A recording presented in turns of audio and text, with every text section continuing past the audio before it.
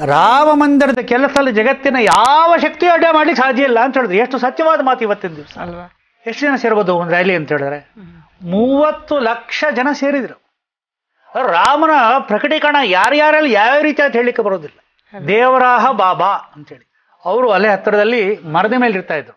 ಯತ್ರ ಯತ್ರ ರಘುನಾಥ ಕೀರ್ತನಂ ತತ್ರ ತತ್ರ ಕಥ ಮಸ್ತಕಾಂಜಲಿ ಬಾಷ್ಪವಾರಿ ಪರಿಪೂರ್ಣ ಲೋಚನಂ ಮಾರುತಿಂ ನಮತ ರಾಕ್ಷಸಾಂತಕಂ.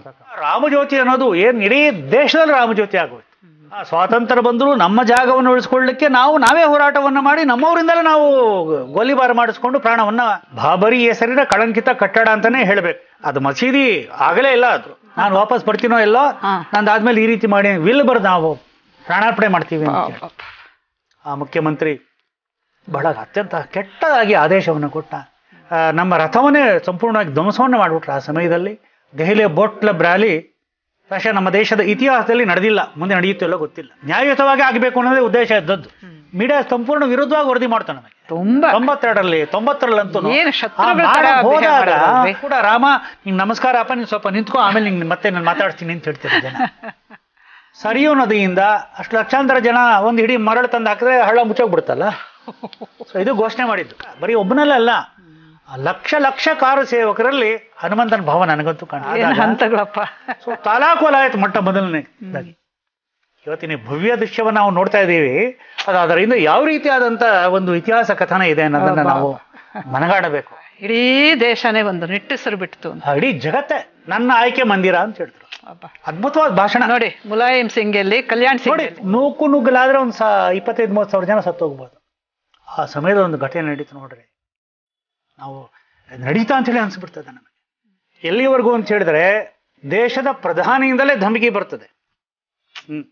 ಜನರಲ್ಲಿ ಯಾವತ್ತೂ ಕೂಡ ಈ ರಾಮ ಪ್ರಜ್ಞೆ ಅನ್ನೋದು ಅಳಿಸಿ ಹೋಗೇ ಇರಲಿಲ್ಲ. ನಾವು ಬರ್ತೀವಿ, ನಮ್ಮ ಪೀಠ ಸ್ವಲ್ಪ ವಿಶೇಷ, ನೀವು ನಮ್ಮ ಪೀಠಕ್ಕೆ ಏನಾದ್ರು ಸ್ವಲ್ಪ ಚೂರು ಎತ್ತರ ಮಾಡಿ ಇಟ್ಬಿಡಿ ಅಂತ ಹೇಳ್ತಾ ಇದ್ರು.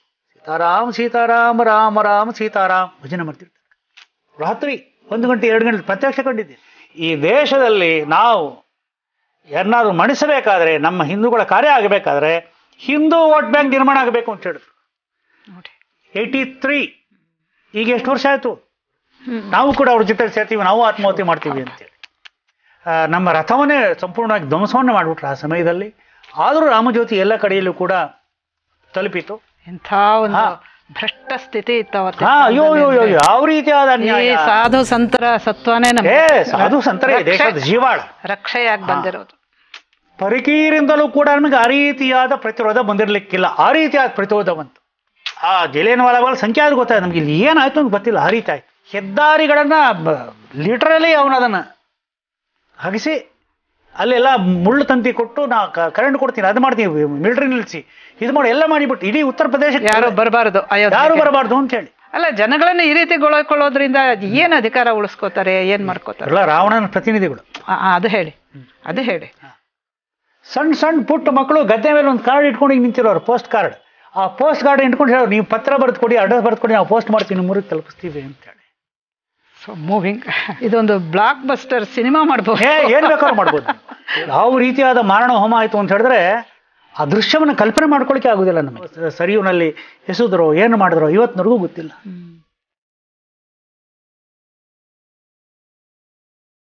ನಮಸ್ಕಾರ ಹಾಗೂ ಸ್ವಾಗತ. ಪ್ರಿಯ ವೀಕ್ಷಕರೇ, ಇವತ್ತಿನ ದಿವಸ ನಿಮಗೆಲ್ಲ ಹಬ್ಬದ ಊಟ. ಯಾಕೆ ಅಂತ ಹೇಳಿದ್ರೆ ಅಂಥ ಒಂದು ಅಪರೂಪದ ಅತ್ಯಂತ ವಿಶಿಷ್ಟವಾದಂತಹ ಕಾರ್ಯಕ್ರಮವನ್ನು ನಾವು ಕೊಡ್ತಾಯಿದ್ದೀವಿ ನಮ್ಮ ಲೀಲಾಜಾಲ ಸ್ಟುಡಿಯೋಯಿಂದ. ಯಾರು ಈ ಕಾರ್ಯಕ್ರಮವನ್ನು ನಡೆಸ್ಕೊಡೋರು ಅಂತ ಹೇಳಿದ್ರೆ ಶ್ರೀ ಸುರೇಶ್ ಕುಮಾರ್ ಅವರು. ಸುರೇಶ್ ಕುಮಾರ್ ಅವರು ರಾಮಾಯಣ ಪ್ರಸರಣ ಕೇಂದ್ರದ ನಿರ್ದೇಶಕರು. ಯಾತಕ್ಕೆ ಇವತ್ತಿನ ಕಾರ್ಯಕ್ರಮ ವಿಶಿಷ್ಟ ಅಂತ ಹೇಳ್ತಿದ್ದೀನಿ ಅಂತ ಹೇಳಿದ್ರೆ, ನಾವು ಯಾವ ಒಂದು ಅಮೃತ ಘಳಿಗೆಗಾಗಿ ಕಾಯ್ತಾ ಇದ್ದೀವೋ ಆ ರಾಮ ಮಂದಿರದ ಪ್ರತಿಷ್ಠಾಪನೆ, ಬಾಲರಾಮನ ಪ್ರಾಣ ಪ್ರತಿಷ್ಠಾಪನೆ ಏನಾಗ್ತಾ ಇದೆ ಅದಕ್ಕೆ ಮೂಲ ಕಾರಣವಾದಂತಹ 1992 ಕರಸೇವೆ ಏನಾಯಿತು, ಆ ಕರಸೇವೆಯಲ್ಲಿ ಭಾಗವಹಿಸಿದ್ದಂಥವರು ನಮ್ಮ ಕರ್ನಾಟಕದ ಮೂಲಕವಾಗಿ. ಅವರು ವಿಶ್ವ ಹಿಂದೂ ಪರಿಷತ್ತಿನ ಸಹಕಾರ್ಯದರ್ಶಿ ಅಷ್ಟೇ ಅಲ್ಲ, ಆವತ್ತು 1992 ಕಾರ್ಯಕ್ರಮದಲ್ಲಿ ನಮ್ಮ ಕರ್ನಾಟಕದಿಂದ ಅಯೋಧ್ಯೆ ಕರಸೇವಕರಲ್ಲಿ ಪ್ರಮುಖರಾಗಿ ಹೋಗಿದ್ದರು. ಅವತ್ತಿನ ಕಾರ್ಯ ನಿರ್ವಹಣೆ ಏನಿತ್ತು, ನಮ್ಮ ಭಾರತಕ್ಕೆ ಕಳಂಕವಾಗಿದ್ದಂತಹ ಆ ಮಸೀದಿಯ ಗುಮ್ಮಟ ಅದನ್ನು ಬೀಳಿಸಿದಂತಹ ಈ ರಾಮ ಭಕ್ತರಲ್ಲಿ, ರಾಮ ಸೇವಕರಲ್ಲಿ, ಭಾರತ ಭಕ್ತರಲ್ಲಿ ನಮ್ಮ ಸುರೇಶ್ ಕುಮಾರ್ ಅವರು ಒಬ್ಬರು. ಮೊದಲು ಅವರನ್ನು ನಮ್ಮ ಸ್ಟುಡಿಯೋಗೆ ಅತ್ಯಂತ ಗೌರವಪೂರ್ವಕವಾಗಿ ಬರಮಾಡ್ಕೊಳ್ಳೋಣ. ನಮಸ್ಕಾರ ಸುರೇಶ್. ನಮಸ್ತೆ. ಬನ್ನಿ. ನಮಗೆ ಬಹಳ ಸಂತೋಷ ಆಗ್ತಾಯಿದೆ. ನಮ್ಮ ದೇಶದಲ್ಲಿ ಈ ಬಾಬರಿ ಮಸೀದಿ ಅನ್ನೋದು ಬಂದಿದ್ದು ಯಾವಾಗ ಅಂತ ಹೇಳಿದ್ರೆ, ರಾಮ ಮಂದಿರವನ್ನು ಕೆಡವಿ 1528ರಲ್ಲಿ ಬಾಬರನ ಪ್ರವೇಶ ಆಯಿತು. 28-29ರಲ್ಲಿ ಈ ಮಸೀದಿಯನ್ನು ನಿರ್ಮಾಣ ಮಾಡಿದ್ರು ಅಂತ ಹೇಳ್ತಾರೆ.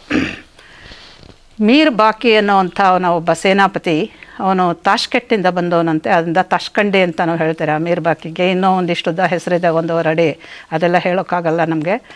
ಅವನು ಬಾಕಿ ಉಳಿಸಿ ರಾಮ ಮಂದಿರವನ್ನು ಕಟ್ಟಿದ. ರಾಮ ಮಂದಿರದ ಬಾಕಿಯನ್ನು ಉಳಿಸಿ ಅವನ ಮಸೀದಿಯನ್ನು ಕಟ್ಟಿಕೊಂಡ. ಅದಕ್ಕೋಸ್ಕರವಾಗಿ ನಮ್ಮ ಪುರಾತತ್ವ ಇಲಾಖೆನವರು, ಆರ್ಕಿಯಾಲಜಿಕಲ್ ಸರ್ವೆನವರು ಅಲ್ಲೆಲ್ಲ ನೋಡಿದಾಗ ರಾಮ ಮಂದಿರದ ಬಾಕಿಗೆ ಬೇಕಾದಷ್ಟಿತ್ತು. ಅಂದರೆ ರಾಮ ಮಂದಿರ ನಿರ್ಮಾಣ ಮಾಡುವಾಗ ಮಾಡಿದ್ದಂತಹ ಆ ಶಿಲಾ ಸ್ತಂಭಗಳು, ಅದರ ಜೊತೆಗೆ ಶಿಲಾಲೇಖಗಳು, ಇನ್ನೂ ಬೇಕಾದಷ್ಟು ನಮ್ಮ ಸನಾತನ ಧರ್ಮದಲ್ಲಿ ದೇವಾಲಯವನ್ನು ಕಟ್ಟಬೇಕಾದ್ರೆ ಯಾವ ಯಾವ ಮೂಲಾಂಶಗಳು ಇರುತ್ತೆ ಶಿಲ್ಪಕಲೆಯಲ್ಲಿ, ಅವೆಲ್ಲವೂ ಕೂಡ ಗೋಚರವಾಯಿತು. ಇದು ನಡೆದು ಅಂದರೆ 1528-29ರಲ್ಲಿ ನಡೆದಂತಹ ಈ ಘನಘೋರವಾದಂಥ ಒಂದು ಘಟನೆ ಏನಿದೆ, ಅದಕ್ಕೆ ಈಗ ಸುಮಾರು 500 ವರ್ಷಗಳಾಗ್ತಾ ಇದೆ. ಈಗ 2024 ಅಂದರೆ ಇನ್ನೊಂದು 4-5 ವರ್ಷ ಕಳೆದ್ರೆ 500 ವರ್ಷಗಳಾಗುತ್ತೆ. ಈ 500 ವರ್ಷಗಳ ಘೋರ ಕದನ ಇದೆಯಲ್ಲ, ಇದನ್ನು ಯಾವುದಕ್ಕೆ ಹೋಲಿಸ್ಬೋದು? ಅದನ್ನು ಸುರೇಶ್ ಕುಮಾರು ಅದು ಎಂಥೆಂಥ ಘಟನೆಗಳು ಆವಾಗ ಸಂಭವಿಸ್ತು, ಅದು ಬರೀ ಘಟನೆಗಳಲ್ಲ, ದುರ್ಘಟನೆಗಳು ಸಂಭವಿಸ್ತು ಅನ್ನೋದನ್ನೆಲ್ಲ ಅವರು ಹೇಳ್ತಾರೆ. ಆದರೆ ನನಗೆ ರಾಮಾಯಣದ ಒಂದು ಮಾತೆ ಜ್ಞಾಪಕ ಬರ್ತಾ ಇದೆ. ಈ 500 ವರ್ಷಗಳ ಕಾಲದ ಈ ಹೋರಾಟ, ಈ ಸಂಘರ್ಷ, ಈ ವಿಘಟನೆಗಳು ನಡೆದಂಥ ಈ ಸಂದರ್ಭ ಇದೆಯಲ್ಲ, ಇದನ್ನು ಯಾವುದಕ್ಕೂ ಹೋಲಿಸೋದಕ್ಕಾಗೋದಿಲ್ಲ. ಜಗತ್ತಿನಲ್ಲೇ ಇಂಥ ಒಂದು ಪ್ರಸಂಗ ಇನ್ನೊಂದಿಲ್ಲ. ಅದಕ್ಕೆ ಗಗನಂ ಗಗನಾಕಾರಂ ಸಾಗರ ಸಾಗರೋಪಮಃ ರಾಮರಾವಣಯೋರ್ ಯುದ್ಧಂ ರಾಮರಾವಣಯೋರಿವ ಅಂತ ವಾಲ್ಮೀಕಿ ಮಹರ್ಷಿಗಳು ಶ್ರೀರಾಮಚಂದ್ರ ಪ್ರಭುವಿಗೂ ಮತ್ತು ರಾವಣಾಸುರನಿಗೂ ನಡೆದಂತಹ ಘೋರ ಭೀಕರ ಯುದ್ಧವನ್ನು ಹೇಗೆ ವರ್ಣಿಸ್ತಾರೆ, ಅದಕ್ಕೆ ಮಾತ್ರ ಹೋಲಿಸ್ಬೋದು ಅಂತ ಅನ್ನಿಸ್ತಾ ಇದೆ.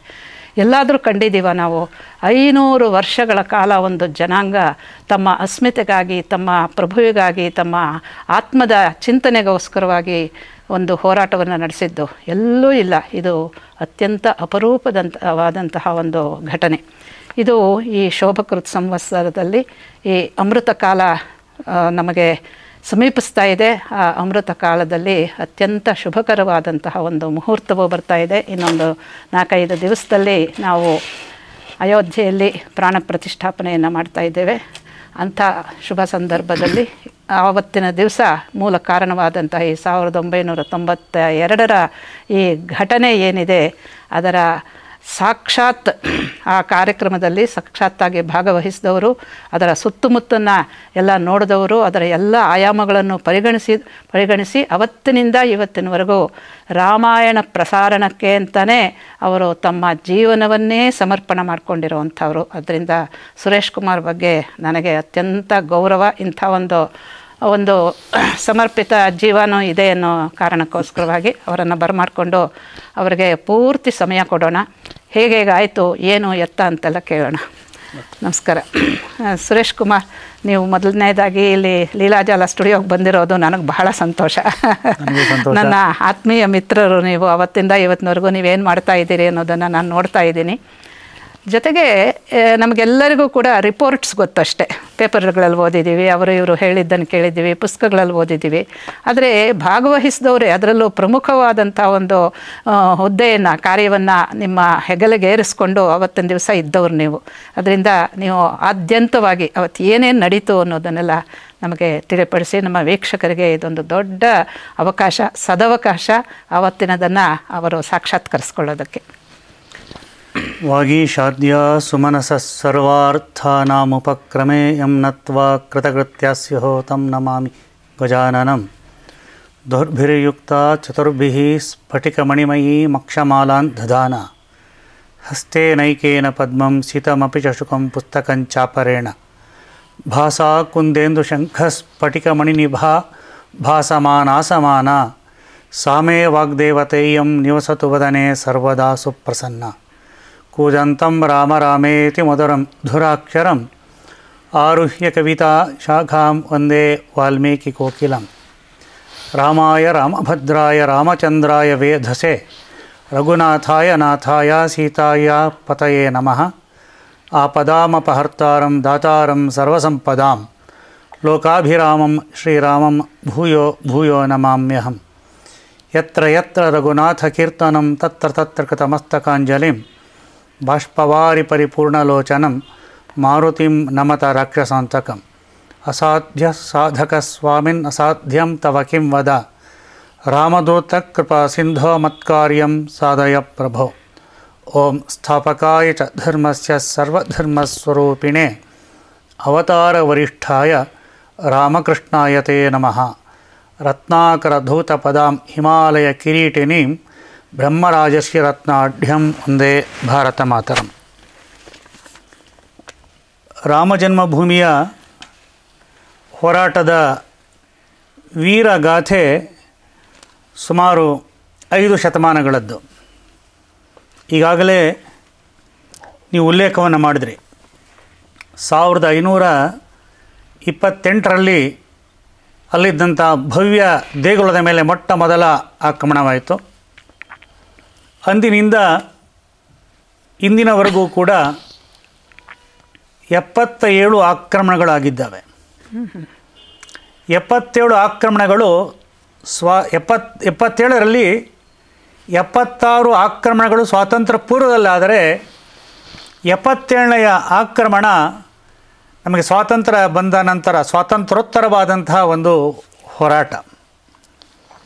ಹಿಂದಿನ ಹೋರಾಟಗಳನ್ನು ನಾವು ನೋಡುವುದೇ ಆದರೆ ಅನೇಕರು ಅನೇಕ ರೀತಿಯಲ್ಲಿ ಅದಕ್ಕೋಸ್ಕರ ತಮ್ಮ ಕಾಣಿಕೆಯನ್ನು ಕೊಟ್ಟಿದ್ದಾರೆ, ದೀರ್ಘಕಾಲದ ಹೋರಾಟವನ್ನು ಮಾಡಿದ್ದಾರೆ. ಅದರಲ್ಲಿ ಎಲ್ರಿಗೂ ಎಷ್ಟು ಮಾಹಿತಿ ಇದೆಯೋ ಗೊತ್ತಿಲ್ಲ ಈ ಒಂದು ವಿಚಾರ. ಒಬ್ಬಳು ರಾಣಿ ಭಾಳ ದೊಡ್ಡ ಹೋರಾಟವನ್ನು ಮಾಡ್ತಾಳೆ ಇದರ ಬಗ್ಗೆ. ಹಂಸಾವರಂನ ರಾಣಿ ಜಯರಾಜಕುಮಾರಿ ಅನ್ನುವಂಥವಳು ಒಂದೆರಡು ಬಾರಿ ಅಲ್ಲ 30 ಬಾರಿ ಗೆರಿಲ್ಲಾ ಯುದ್ಧ ಮಾಡ್ತಾಳೆ ರಾಮಜನ್ಮಭೂಮಿಯ ದೇವಸ್ಥಾನಕ್ಕೋಸ್ಕರ. ಇಲ್ಲಿದ್ದಂಥ ದೇವಸ್ಥಾನವನ್ನು ಉಳಿಸೋದಕ್ಕೋಸ್ಕರ. ಎಲ್ಲಿನವಳು ಆಕೆ ಹಂಸಾವರಂ ಅಂಥೇಳಿ. ಹಂಸಾವರಂ ಅಂದರೆ ಆಂಧ್ರದ ಅವರ ಮೂಲ ಗೊತ್ತಿಲ್ಲ, ಹಂಸಾವರಂ ಅಂತ ಉಲ್ಲೇಖ ಇದೆ. ಅವಳು ಅಲ್ಲಿ ಸೀತಾರಾಮರ ಮೂರ್ತಿಯ ಪ್ರತಿಷ್ಠಾಪನೆಯನ್ನು ಕೂಡ ಮಾಡ್ತಾಳೆ, ಅದರಲ್ಲಿ ಯಶಸ್ವಿ ಆಗ್ತಾಳೆ. ಒಬ್ಬಳು ರಾಣಿ, ಅದರಲ್ಲಿ ಹೆಚ್ಚಾಗಿ ಮಹಿಳಾ ಸೈನಿಕರೇ ಜಾಸ್ತಿ ಇದ್ದರು ಅವಳ ಸೈನ್ಯದಲ್ಲಿ. ಹೀಗೆ 30 ಬಾರಿ ಹೋರಾಟವನ್ನು ಮಾಡ್ತಾಳೆ. ಅದಾದ ಮೇಲೆ ನಮಗೆ ಕಂಡುಬರುವಂತಹ ಉಲ್ಲೇಖ ಅಂತ ಹೇಳಿದ್ರೆ ರಾಮದಾಸರ ಶಿಷ್ಯನಾದಂತಹ ವೈಷ್ಣವದಾಸ್ ಔರಂಗಜೇಬನ ಒಂದು ಸೇನೆಯನ್ನು ಬಹಳ ಪರಾಕ್ರಮದಿಂದ ಹೋರಾಟವನ್ನು ಮಾಡಿ ಸೋಲಿಸ್ತಾರೆ. ಅದಾದ ಮೇಲೆ ನಮಗೆಲ್ರಿಗೂ ಕೂಡ ಗೊತ್ತಿರುವಂಥದ್ದು, ಪ್ರತ್ಯಕ್ಷ ಗುರು ಗೋವಿಂದ್ ಸಿಂಗ್ ಮೊಘಲ ಸೇನಾನಿ ಸೈಯದ್ ಹುಸೇನ್ ಸಾಬ್ ಅನ್ನುವಂಥವನ್ನ ಸೋಲಿಸ್ತಾರೆ. ಹೀಗೆ ಹೋರಾಟ ಮುಂದುವರ್ಕೊಂಡು ಬರುತ್ತದೆ. ಹೀಗೆ ಮುಂದುವರ್ಕೊಂಡು ಬಂದಾಗ ಇನ್ನೇನು ನಮಗೆ ಸ್ವಾತಂತ್ರ್ಯ ಸಿಗುವ ಹತ್ತಿರದ ಸಮಯ, ಸುಮಾರು 1 ದಶಕದ ಸಮಯ ಇತ್ತು. ಆ ಸಮಯದಲ್ಲಿ ಅಲ್ಲಿ 1934ರಲ್ಲಿ ಒಂದು ಹೋರಾಟ ಆಗ್ತದೆ. ಆ ಹೋರಾಟದಲ್ಲಿ ಗೋಹತ್ಯೆಯನ್ನು ಮಾಡಿ ಮುಸಲ್ಮಾನರು ಕೆಣಕ್ತಾರೆ ಹಿಂದೂಗಳನ್ನು. ಅದಕ್ಕೆ ಪ್ರತೀಕವಾಗಿ ಬಹಳ ದೊಡ್ಡ ಒಂದು ಯುದ್ಧವೇ ನಡೆಯುತ್ತೆ 1934ರಲ್ಲಿ. ಆ ಸಮಯದಲ್ಲಿ ಯಥಾ ಪ್ರಕಾರ ಬ್ರಿಟಿಷರು ತಮ್ಮ ಒಡೆದು ಆಳುವ ನೀತಿಯಂತೆ ಅವರು ಮುಸಲ್ಮಾನರ ಪರವಾದರು. ಅಷ್ಟು ಮಾತ್ರ ಅಲ್ಲ, ಏನು ಆ ಒಂದು ಕಳಂಕಿತ ಕಟ್ಟಡಕ್ಕೆ ಧಕ್ಕೆ ಆಗಿತ್ತು ಅದರ ರಿಪೇರಿ ಮಾಡಿಸ್ಲಿಕ್ಕೆ ಹಿಂದೂಗಳಿಂದ ಹಣವನ್ನು ವಸೂಲು ಮಾಡಿ ರಿಪೇರಿಯನ್ನು ಮಾಡಿಕೊಟ್ಟರು. ಹೀಗೆ ಇದು ಸ್ವಾತಂತ್ರ್ಯ ಪೂರ್ವದ ಕೊನೆಯ ಹೋರಾಟ. ಇದಾದ ಮೇಲೆ ಸ್ವಾತಂತ್ರ್ಯ ಬಂತು. ಸ್ವಾತಂತ್ರ್ಯ ಬಂದ ಕೂಡಲೇ ನಮ್ಮ ಧ್ವಜ ಬದಲಾವಣೆ ಆಯಿತು. ಯೂನಿಯನ್ ಜಾಕ್ ಕೆಳಗಿಳಿಯಿತು. ನಮ್ಮ ರಾಷ್ಟ್ರಧ್ವಜ ಮೇಲೆ ಏರ್ತು. ಇಡೀ ರಾಷ್ಟ್ರದಲ್ಲಿ ಎಲ್ಲೆಲ್ಲಿ ವಿಕ್ಟೋರಿಯಾ ರಾಣಿಯ ಪ್ರತಿಮೆ ಇತ್ತೋ ಆ ಎಲ್ಲ ಪ್ರತಿಮೆಗಳನ್ನು ಕ್ರಮೇಣ ತೆಗೆದುಹಾಕಲಾಯಿತು. ಹೀಗೆ ಯಾವ್ಯಾವುದು ದಾಸ್ಯದ ಗುರುತು ಅಂತ ಇತ್ತೋ ಅವೆಲ್ಲವನ್ನು ಕೂಡ ಬದಲಾವಣೆ ಮಾಡ್ತಾ ಬರಲಾಯಿತು. ಅನೇಕ ಕಡೆಯಲ್ಲಿದ್ದಂತಹ GT ರೋಡ್ ಅನ್ನುವಂಥದ್ದು ಮಹಾತ್ಮ ಗಾಂಧಿ ರಸ್ತೆ ಆಯಿತು. ಹೀಗೆ ಎಲ್ಲ ಹೆಸರುಗಳು ಕೂಡ ಬದಲಾವಣೆ ಆಗ್ತಾ ಹೋಯಿತು. ಹೀಗಾಗುವಾಗ ಕೋಟಿ ಕೋಟಿ ಹಿಂದೂಗಳ ಪ್ರಮುಖ ಶ್ರದ್ಧೆ ಕೇಂದ್ರಗಳಾದಂತಹ ರಾಮ, ಕೃಷ್ಣ, ಶಿವ, ಅಯೋಧ್ಯೆ, ಮಥುರಾ ಮತ್ತು ಕಾಶಿ ಇಲ್ಲಿದ್ದಂಥ ಒಂದು ಕಳಕವನ್ನು ಕೂಡ ನಾವು ತೊಡೆದು ಹಾಕ್ಬೋದು ಅಂತ ಭಾವಿಸಿದರು ದೇಶದ ಜನತೆ. ಆದರೆ ಸ್ವಾತಂತ್ರ್ಯ ಬಂದ ಕೂಡಲೇ ಸ್ವಲ್ಪ ಸಮಯ ಬೇಕಾಗ್ತದೋ ಏನೋ ಇತ್ಯಾದಿ ಈ ರೀತಿಯಾಗಿ ಆದಾಗ ಸ್ವಲ್ಪ ಸಮಯ ಕಳೀತು. ಆಗ ಆ ಸಮಯದಲ್ಲಿ ವಲ್ಲಭಭಾಯಿ ಪಟೇಲರು ಸೋಮನಾಥಕ್ಕೆ ಹೋಗ್ತಾರೆ. ಸೋಮನಾಥಕ್ಕೆ ಹೋದಾಗ ಆ ಸೋಮನಾಥನ ಮಂದಿರವನ್ನು ನೋಡ್ತಾರೆ. ಹಳೆಯ ಪಾಳು ಬಿದ್ದಂತಹ ಮಂದಿರ ಮತ್ತು ಸೋಮನಾಥದ ಇತಿಹಾಸವೂ ಕೂಡ ಬಹಳ ದಾರುಣವಾದದ್ದು, ರೋಚಕವಾದದ್ದು, ಪ್ರೇರಕವಾದದ್ದು. ಅನೇಕ 17-18 ಘನಘೋರವಾದ ಆಕ್ರಮಣಗಳನ್ನು ದೇವಸ್ಥಾನ ಸಹಿಸಬೇಕಾಯಿತು. ಆಗ ಅವರು ಅದನ್ನು ನೋಡಿ ಅಲ್ಲಿದ್ದಂಥ ಸಮುದ್ರ ಜಲವನ್ನೇ ತೆಗೆದುಕೊಂಡು ಇಲ್ಲಿ ಮತ್ತೆ ನಮ್ಮ ಸ್ವಾಭಿಮಾನಕ್ಕೆ ತಕ್ಕಂತಹ ಒಂದು ಭವ್ಯವಾದಂಥ ಮಂದಿರದ ನಿರ್ಮಾಣವನ್ನು ನಾವು ಮಾಡ್ತೀವಿ ಅಂಥೇಳಿ ಸಮುದ್ರದ ದಂಡೆಯಲ್ಲಿ ಅವರು ಪ್ರತಿಜ್ಞೆಯನ್ನು ಮಾಡಿದ್ರು. ಬಹಳ ಈ ವಿಚಾರವನ್ನು ಅವರು ಕೇಂದ್ರದ ಮಂತ್ರಿಮಂಡಲದಲ್ಲಿ ಪ್ರಸ್ತಾವವನ್ನು ಮಾಡಿದ್ರು. ಗಾಂಧೀಜಿಯವರ ಅನುಮತಿಯನ್ನು ಪಡೆದರು. ಹೀಗೆ ಅಲ್ಲಿ ಒಂದು ಭವ್ಯವಾದಂಥ ಮಂದಿರ ನಿರ್ಮಾಣವಾಯಿತು. ಮೂರ್ತಿಯ ಪ್ರಾಣ ಪ್ರತಿಷ್ಠಾಪನೆಗೆ ಅಂದಿನ ರಾಷ್ಟ್ರಪತಿಯಾದಂಥ ಡಾಕ್ಟರ್ ರಾಜೇಂದ್ರ ಪ್ರಸಾದರು ಖುದ್ದಾಗಿ ಬಂದಿದ್ದರು. ಇಲ್ಲಿ ಗಮನಿಸಬೇಕು ನಾವು, ಸೋಮನಾಥ ಆಗಲಿ, ಅಯೋಧ್ಯೆಯ ಹೋರಾಟ ಆಗಲಿ, ಈ ಎಲ್ಲ ಸಂದರ್ಭಗಳಲ್ಲಿ ಸೋಮನಾಥದಂತೂ ಯಶಸ್ವಿ ಆಯಿತು, ಸಂಪುಟದಲ್ಲೇ ಅನುಮತಿ ಸಿಕ್ತು, ಎಲ್ಲವೂ ಆಯಿತು. ಆದರೆ ಅಂದಿನ ಪ್ರಧಾನಿ ಬರಲಿಲ್ಲ ಅಲ್ಲಿಗೆ. ಹೌದು, ರಾಷ್ಟ್ರಾಧ್ಯಕ್ಷರು ಮಾತ್ರ ಬಂದರೆ ಹೊರತು ಇವರು ಅಲ್ಲಿಗೆ, ಅಂದಿನ ಪ್ರಧಾನಿ ಅಲ್ಲಿಗೆ ಬರಲೇ ಇಲ್ಲ. ಕೊನೆಗೆ ಅದು ಪೂರ್ಣವಾಯಿತು, ಎಲ್ಲ ಆಯಿತು. ಇದೆಲ್ಲ ಆದ ಮೇಲೆ ಮತ್ತೊಂದು ಎಲ್ಲರ ಆಸೆ ಇದ್ದದ್ದು ಸೋಮನಾಥ ಆಯಿತು. ಅಯೋಧ್ಯೆಯಲ್ಲೂ ಕೂಡ ಮತ್ತೆ ನಾವು ಮಂದಿರದ ನಿರ್ಮಾಣ ಕಾರ್ಯವನ್ನು ಮಾಡಬಹುದು, ಅಲ್ಲಿದ್ದಂಥ ದಾಸ್ಯದ ಕಳಂಕವನ್ನು ತೆಗೆದುಹಾಕಬಹುದು. ಮತ್ತು ಯಾವತ್ತೂ ಕೂಡ ಅಯೋಧ್ಯೆಯಲ್ಲಿ ಸ್ವಾತಂತ್ರ್ಯ ಬಂದ ಮೇಲಂತೂ ಅದು ಮಸೀದಿ ಆಗೇ ಇರಲಿಲ್ಲ. ಬಾಬರಿ ಹೆಸರಿನ ಕಳಂಕಿತ ಕಟ್ಟಡ ಅಂತಲೇ ಹೇಳಬೇಕು. ಮಸೀದಿ ಅಂತ ಹೇಳ್ಕೊಳ್ಬೇಕಾದ್ರೆ ಅದಕ್ಕೆ ಮೀನಾರ್ಗಳಿರಬೇಕು, ಅಲ್ಲಿ ಯಾವುದೇ ರೀತಿಯಾದಂತಹ ಕಳಂಕಿತ ಅಥವಾ ಇನ್ಯಾವುದೇ ರೀತಿಯಾದಂಥ ಕಾಂಟ್ರವರ್ಸಿ ಆದಂಥ ಗುರುತುಗಳು ಇರಬಾರ್ದು, ಅಲ್ಲಿ ನೀರು ಇರಬೇಕು. ಇದು ಯಾವುದೂ ಕೂಡ ಇಲ್ಲ ಅಲ್ಲಿ. ಅದನ್ನು ಮಸೀದಿ ಅಂತ ಹೇಳ್ಕೊಂಡು ಬಂದರು ಅಷ್ಟೇ. ಆದರೆ ಅದು ಮಸೀದಿ ಆಗಲೇ ಇಲ್ಲ. ಅದು ಸ್ವಾತಂತ್ರ್ಯ ಬಂದ ಮೇಲಂತೂ ಕೂಡ ಒಂದು ಕಳಂಕಿತ ಕಟ್ಟಡವಾಗಿ ಇತ್ತು. ಅಲ್ಲಿ ಅಂದರೆ ಅಲ್ಲಿ ಅವರು ಹೋಗಿ ಈ ಮಸೀದಿಯಲ್ಲಿ ಸೇರೋ ಹಾಗೆ ನಮಾಜ್ ಮಾಡೇ ಇಲ್ಲ, ನಮಾಜ್ ಮಾಡೋ ಅಂತ ಇಲ್ಲ ಇಲ್ಲ ಇಲ್ಲ. ಸ್ವಾತಂತ್ರ್ಯ ಬಂದ ಮೇಲೆ ನಮಾಜ್ ಮಾಡಲೇ ಇಲ್ಲ ಅಲ್ಲಿ. ಮಸೀದಿ ರೂಪದ ಒಂದು ಕಟ್ಟಡ ಅಷ್ಟೇ ಅದು. ಸ್ವಾತಂತ್ರ್ಯಕ್ಕೆ ಮೊದಲು ಮಾಡ್ತಿದ್ರು ಅಂತನಾ? ಯಾವುದೋ ಒಂದು ಕಾಲದಲ್ಲಿ ಎಲ್ಲ ಸ್ವಲ್ಪ ಮಾಡಿದ್ರು. ಯಾವತ್ತೂ ಕೂಡ ಪೂರ್ತಿ ಮಸೀದಿಯಾಗಿ ಉಳಿದದ್ದಿಲ್ಲ. ಈ ಹೋರಾಟ ನಡ್ಕೊಂಡೇ ಬಂದಿದೆ. ನೋಡ, ಪೂರ್ತಿ ಅವರ ಕೈಯಲ್ಲಿ ಮಸೀದಿಯೇ ಆಗಿಬಿಡ್ತು ಅಂತೇಳಿ ಇಲ್ಲ. ಈಗ ಯಾವಾಗ 1528ರಲ್ಲಿ ಆಯಿತೋ ಹೋರಾಟ ನಡೀತಾ ಬಂತು. ಸತತವಾಗಿ ಹೋರಾಟ ನಡೀತು, ಬಲಿದಾನ ಆಯಿತು, ನಡೀತಾ ಬಂತು. ಒಟ್ಟು ಈ ಹೋರಾಟದಲ್ಲಿ ಸುಮಾರು 3 ಲಕ್ಷಕ್ಕಿಂತ ಹೆಚ್ಚಿನ ಜನ ತಮ್ಮ ಪ್ರಾಣವನ್ನು ಕೊಟ್ಟಿದ್ದಾರೆ. 3 ಲಕ್ಷಕ್ಕಿಂತ ಹೆಚ್ಚಿನ ಜನ. ಸ್ವಾತಂತ್ರ್ಯ ಪೂರ್ವದ ಆಗ್ಬೋದು, ಆದರೆ ಸ್ವಾತಂತ್ರ್ಯ ಬಂದ ಮೇಲೂ ಕೂಡ ಈ ರೀತಿಯಾದ ಬಲಿದಾನ ಆಯಿತು, ಈ ರೀತಿಯಾದ ಒಂದು ಮಾರಣ ಹೋಮ ಆಯಿತು. ಅದು 90 ಮುಂದೆ ಹೇಳ್ತೀನಿ ನಾನು, ಮುಂದೆ ಬರುತ್ತೆ ಆ ವಿಚಾರ. ಇದು ಭಾರತ ದೇಶದ ವಿಶೇಷ. ಸ್ವಾತಂತ್ರ್ಯ ಬಂದರೂ ಕೂಡ ಭಾರತೀಯರನ್ನೇ ಬಲಿ ಕೊಡೋದು. ಸ್ವಾತಂತ್ರ್ಯ ಬಂದರೂ ನಮ್ಮ ಜಾಗವನ್ನು ಉಳಿಸ್ಕೊಳ್ಳಿಕ್ಕೆ ನಾವೇ ಹೋರಾಟವನ್ನು ಮಾಡಿ ನಮ್ಮವರಿಂದಲೇ ನಾವು ಗೋಲಿಬಾರ್ ಮಾಡಿಸ್ಕೊಂಡು ಪ್ರಾಣವನ್ನು ದೇವಸ್ಥಾನ ಕೊಡಬೇಕಾದ್ರೆ ನಾವೇ ದುಡ್ಡು ಕೊಡಬೇಕು, ಹೋರಾಟಕ್ಕೆ ನಾವೇ ಪ್ರಾಣ ಕೊಡಬೇಕು. ಹೋರಾಟ ಮಾಡೋದು, ಪ್ರಾಣ ಕೊಡೋದು ಅಂದರೆ ಅತ್ಯಂತ ಹಾಸ್ಯಾಸ್ಪದ. ಪ್ರಾಯಶಃ ಜಗತ್ತಿನಲ್ಲಿ ಎಲ್ಲೂ ಕೂಡ ಈ ರೀತಿಯಾದ್ದು ಸರ್ಕಾರ ಯಾರ್ದು ನಮಗೆ ಕಂಡು ಬರೋದಿಲ್ಲ ಈ ರೀತಿಯಾದದ್ದು. ಹೌದು. ಇದಾದ ಮೇಲೆ ಅಲ್ಲಿ ಎಲ್ಲರೂ ಕೂಡ ಬಹಳ ಪ್ರಯತ್ನವನ್ನು ಮಾಡ್ತಾ ಹೋದರು, ಹೇಗೆ ಮಾಡಬೇಕು ಏನು ಇತ್ಯಾದಿ ಎಲ್ಲವೂ ಕೂಡ. ಇವತ್ತೇನು ನಾವು ಹಿಂದೂ ಜಾಗೃತಿಯನ್ನು ಕಾಣ್ತೀವಿ, ಆ ರೀತಿಯಾದ ಹಿಂದೂ ಜಾಗೃತಿಯ ಒಂದು ವಾತಾವರಣ ಇರಲಿಲ್ಲ ಆ ಸ್ವಾತಂತ್ರ್ಯ ಬಂದಂಥ ದಿನಗಳಲ್ಲಿ. ಹಾಂ, ಒಂದಷ್ಟು ಅಲ್ಲಲ್ಲಿ ಹಿಂದುತ್ವಕ್ಕೋಸ್ಕರ ಕೆಲಸ ಮಾಡ್ತಿದ್ದಂಥ ಕೆಲವು ಸಂಘಟನೆಗಳಿದ್ದವು. ಅದರಲ್ಲಿ ಕೆಲವು ಸಂಘಟನೆಗಳು ಅತ್ಯಂತ ದುರ್ಬಲವಾಗ್ತಾ ಬಂತು.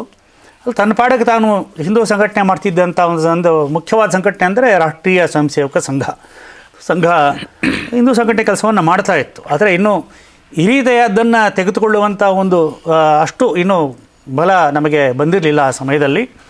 ಮತ್ತು ಸಂಘದ ಉದ್ದೇಶ ಸೂಕ್ತವಾಗಿರಲಿಲ್ಲ. ಮತ್ತು ಸಂಘದ ಉದ್ದೇಶವೇ ಹಿಂದೂಗಳಲ್ಲಿ ಜಾಗೃತಿಯನ್ನು ಮೂಡಿಸೋದು, ಮೊದಲು ಸಂಘಟನೆಯನ್ನು ಮಾಡಬೇಕು ಅಂತ ಹೇಳಿ. ಈ ರೀತಿ ಇರುವಂತಹ ಒಂದು ಸಂದರ್ಭದಲ್ಲಿ 1949ರಲ್ಲಿ ಅಲ್ಲಿ ಒಂದು ವಿಶೇಷವಾದಂಥ ಪ್ರಸಂಗ ನಡೆಯುತ್ತೆ.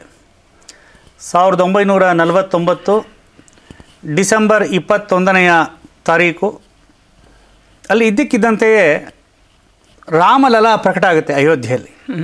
ಇವತ್ತೇನು ರಾಮಲಲ್ಲ ಅಂತ ಹೇಳ್ತಾ ಇದ್ದೀವಿ, ಅಂದರೆ ಬಾಲರಾಮ ಅಂತ. ರಾಮಲಲ್ಲ ಅಂದರೆ ಮಗು, ಪುಟ್ಟ ಮಗು. ಇಷ್ಟೇ ಇದೆ ವಿಗ್ರಹ, ಅದು ಸಣ್ಣ ವಿಗ್ರಹ, ಇಷ್ಟೇ ಇದೆ, ಮುದ್ದಾದಂತಹ ವಿಗ್ರಹ. ನಾವು ಇದರ ಉಲ್ಲೇಖವನ್ನು ಭಗವಾನ್ ಶ್ರೀ ರಾಮಕೃಷ್ಣ ಪರಮಹಂಸರ ಜೀವನದಲ್ಲಿ ನೋಡ್ತೀವಿ. ಅವರ ಬಳಿಯಲ್ಲಿ ಒಬ್ಬ ರಾಮಾಯತನದ ಒಬ್ಬ ಸಾಧು ಹೊಂದಿರ್ತಾನೆ. ಅವನಲ್ಲಿ ಒಂದು ಬಾಲರಾಮ ಇರ್ತಾನೆ. ಅವನು ಹೀಗೆ ಆಡ್ತಾ ಅವನು, ಅದು ನಮಗೆ ವಿಸ್ಮಯ ಅನ್ನಿಸ್ಬೋದು, ಅದು ಪರಮಹಂಸರ ಒಳಗಡೆಲ್ಲ ಹೊಟ್ಟೋಗಿ ಸೇರ್ಕೊಂಡ್ಬಿಡ್ತಾನೆ ಅವನು. ರಾಮಲಲ್ಲ ಅಂತಲೇ ಶಬ್ದ ಬಳಸಿದ್ದಾರೆ. ಅದಕ್ಕೆ ನಾನು ಹೇಳ್ತೀನಿ, ಆ ರಾಮಲಲ್ಲ ಪರಮಹಂಸರಿಂದ ಮತ್ತೆ ಇಲ್ಲಿ ಪ್ರಕಟ ಆದ ಅಂತೇಳಿ. ರಾಮಲಲ್ಲ ಪ್ರಕಟ ಆದಾಗ ಸರಿ, ಮರುದಿನ ಸಂತರು ಇತ್ಯಾದಿ ಇವರೆಲ್ಲ ಬಂದರು. ವಿಶೇಷವಾಗಿ ನಾವು ಸ್ಮರಣೆಯಲ್ಲಿ ಇಡಬೇಕಾದ್ದು ಅಂತ ಹೇಳಿದ್ರೆ, ಸ್ವಾತಂತ್ರ್ಯೋತ್ತರದ ಹೋರಾಟದಲ್ಲಿ ಸಂತರ ಪಾತ್ರ ತುಂಬ ದೊಡ್ಡದು. ಅವರ ಬಲಿದಾನ, ಅವರ ಶ್ರಮ ಎಲ್ಲವೂ ಕೂಡ. ಸರಿ, ರಾಮಲಾಲ ಪ್ರಕಟ ಆಯಿತು, ನಾವು ಅಲ್ಲಿಗೆ ಪೂಜೆ ಮಾಡಬೇಕು ಅಂತಾಯಿತು. ಸರಿ, ರಾಮಲಾಲ ಪ್ರಕಟ ಆಯ್ತಲ್ಲ, ಅದಕ್ಕೆ ಯಾರು ಸಾಕ್ಷಿ ಹೇಳಬೇಕು ಅಂತ ಹೇಳಿದ್ರೆ, ಅಲ್ಲಿದ್ದಂಥ ಕಾವಲುಗಾರ, ಅವನು ಮುಸಲ್ಮಾನ್. ಅವನು ಬಂದು ಅಲ್ಲಿದ್ದಂಥ ನ್ಯಾಯಾಲಯದಲ್ಲಿ ಹೇಳ್ತಾನೆ, ಹೀಗೆ ರಾಮಲಾಲ ಪ್ರಕಟ ಆದ, ನಾನು ನೋಡಿದೆ ಅಂಥೇಳಿ. ನೋಡಿದೆ ಅಂತ ಹೇಳಿದಾಗ ಸರಿ, ಅಲ್ಲಿ ಆ ರಾಮಲಾಲನಿಗೆ ಪೂಜೆಯ ವ್ಯವಸ್ಥೆಯನ್ನು ಮಾಡಲಾಯಿತು.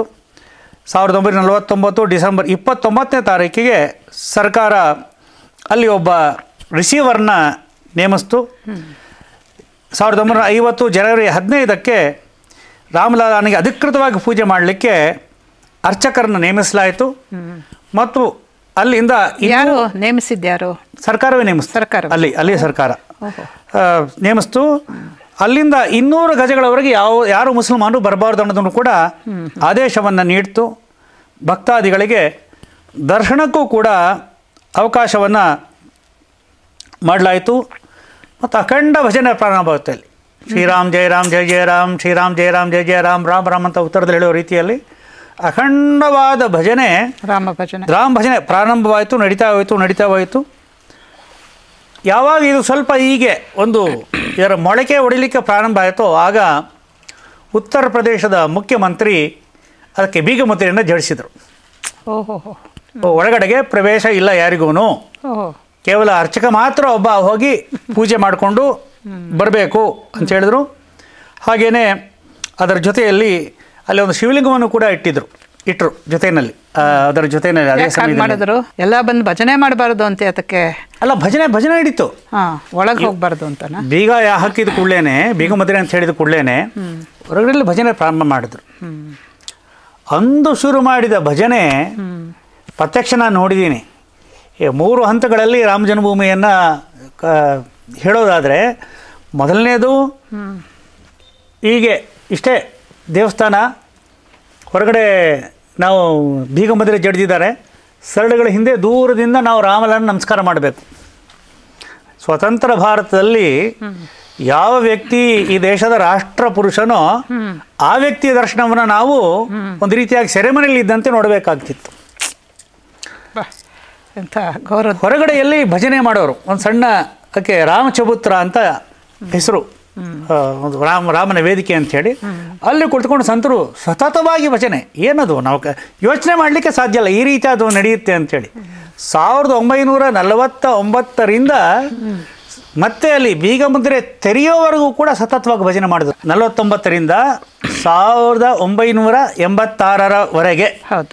ಸತತವಾಗಿ ಭಜನೆ ನಡೆಯಿತು. ಅಬ್ಬಬ್ಬಬ್ಬ. ಬರೀ ಯಾವಾಗ 1 ಗಂಟೆ ಮಾಡ್ತೀವಿ ಅಂತಲ್ಲ, ಹಗಲು ರಾತ್ರಿ ಮಾಡಿದ್ರು ನೋಡಿ. 37 ವರ್ಷ. ಹಾಂ, ಸತತವಾಗಿ ನಿಲ್ಲಿಸಲೇ ಇಲ್ಲ, ಸತತ ಭಜನೆ ಮಾಡ್ತಾ ಬಂದರು. ಎಲ್ಲ ಆಶ್ಚರ್ಯಕರ ಘಟನೆಗಳು. ಹಾಂ, ಎಲ್ಲವೂ ಕೂಡ ರಾಮನ ಲೀಲೆನೇ. ರಾಮನ ಲೀಲೆ ಅದ್ಭುತ. ನೋಡ್ತೀವಿ ನಾವು ಮುಂದೆ ಯಾವ ರೀತಿಯಲ್ಲಿ ಅದು ತಿರುವು ಪಡ್ಕೊಂತು ಅಂತೇಳಿ.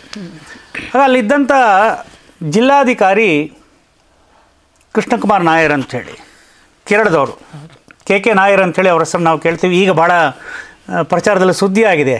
ಇಷ್ಟು ವರ್ಷಗಳ ಕಾಲ ಅವರು ಗೊತ್ತಿರಲಿಲ್ಲ.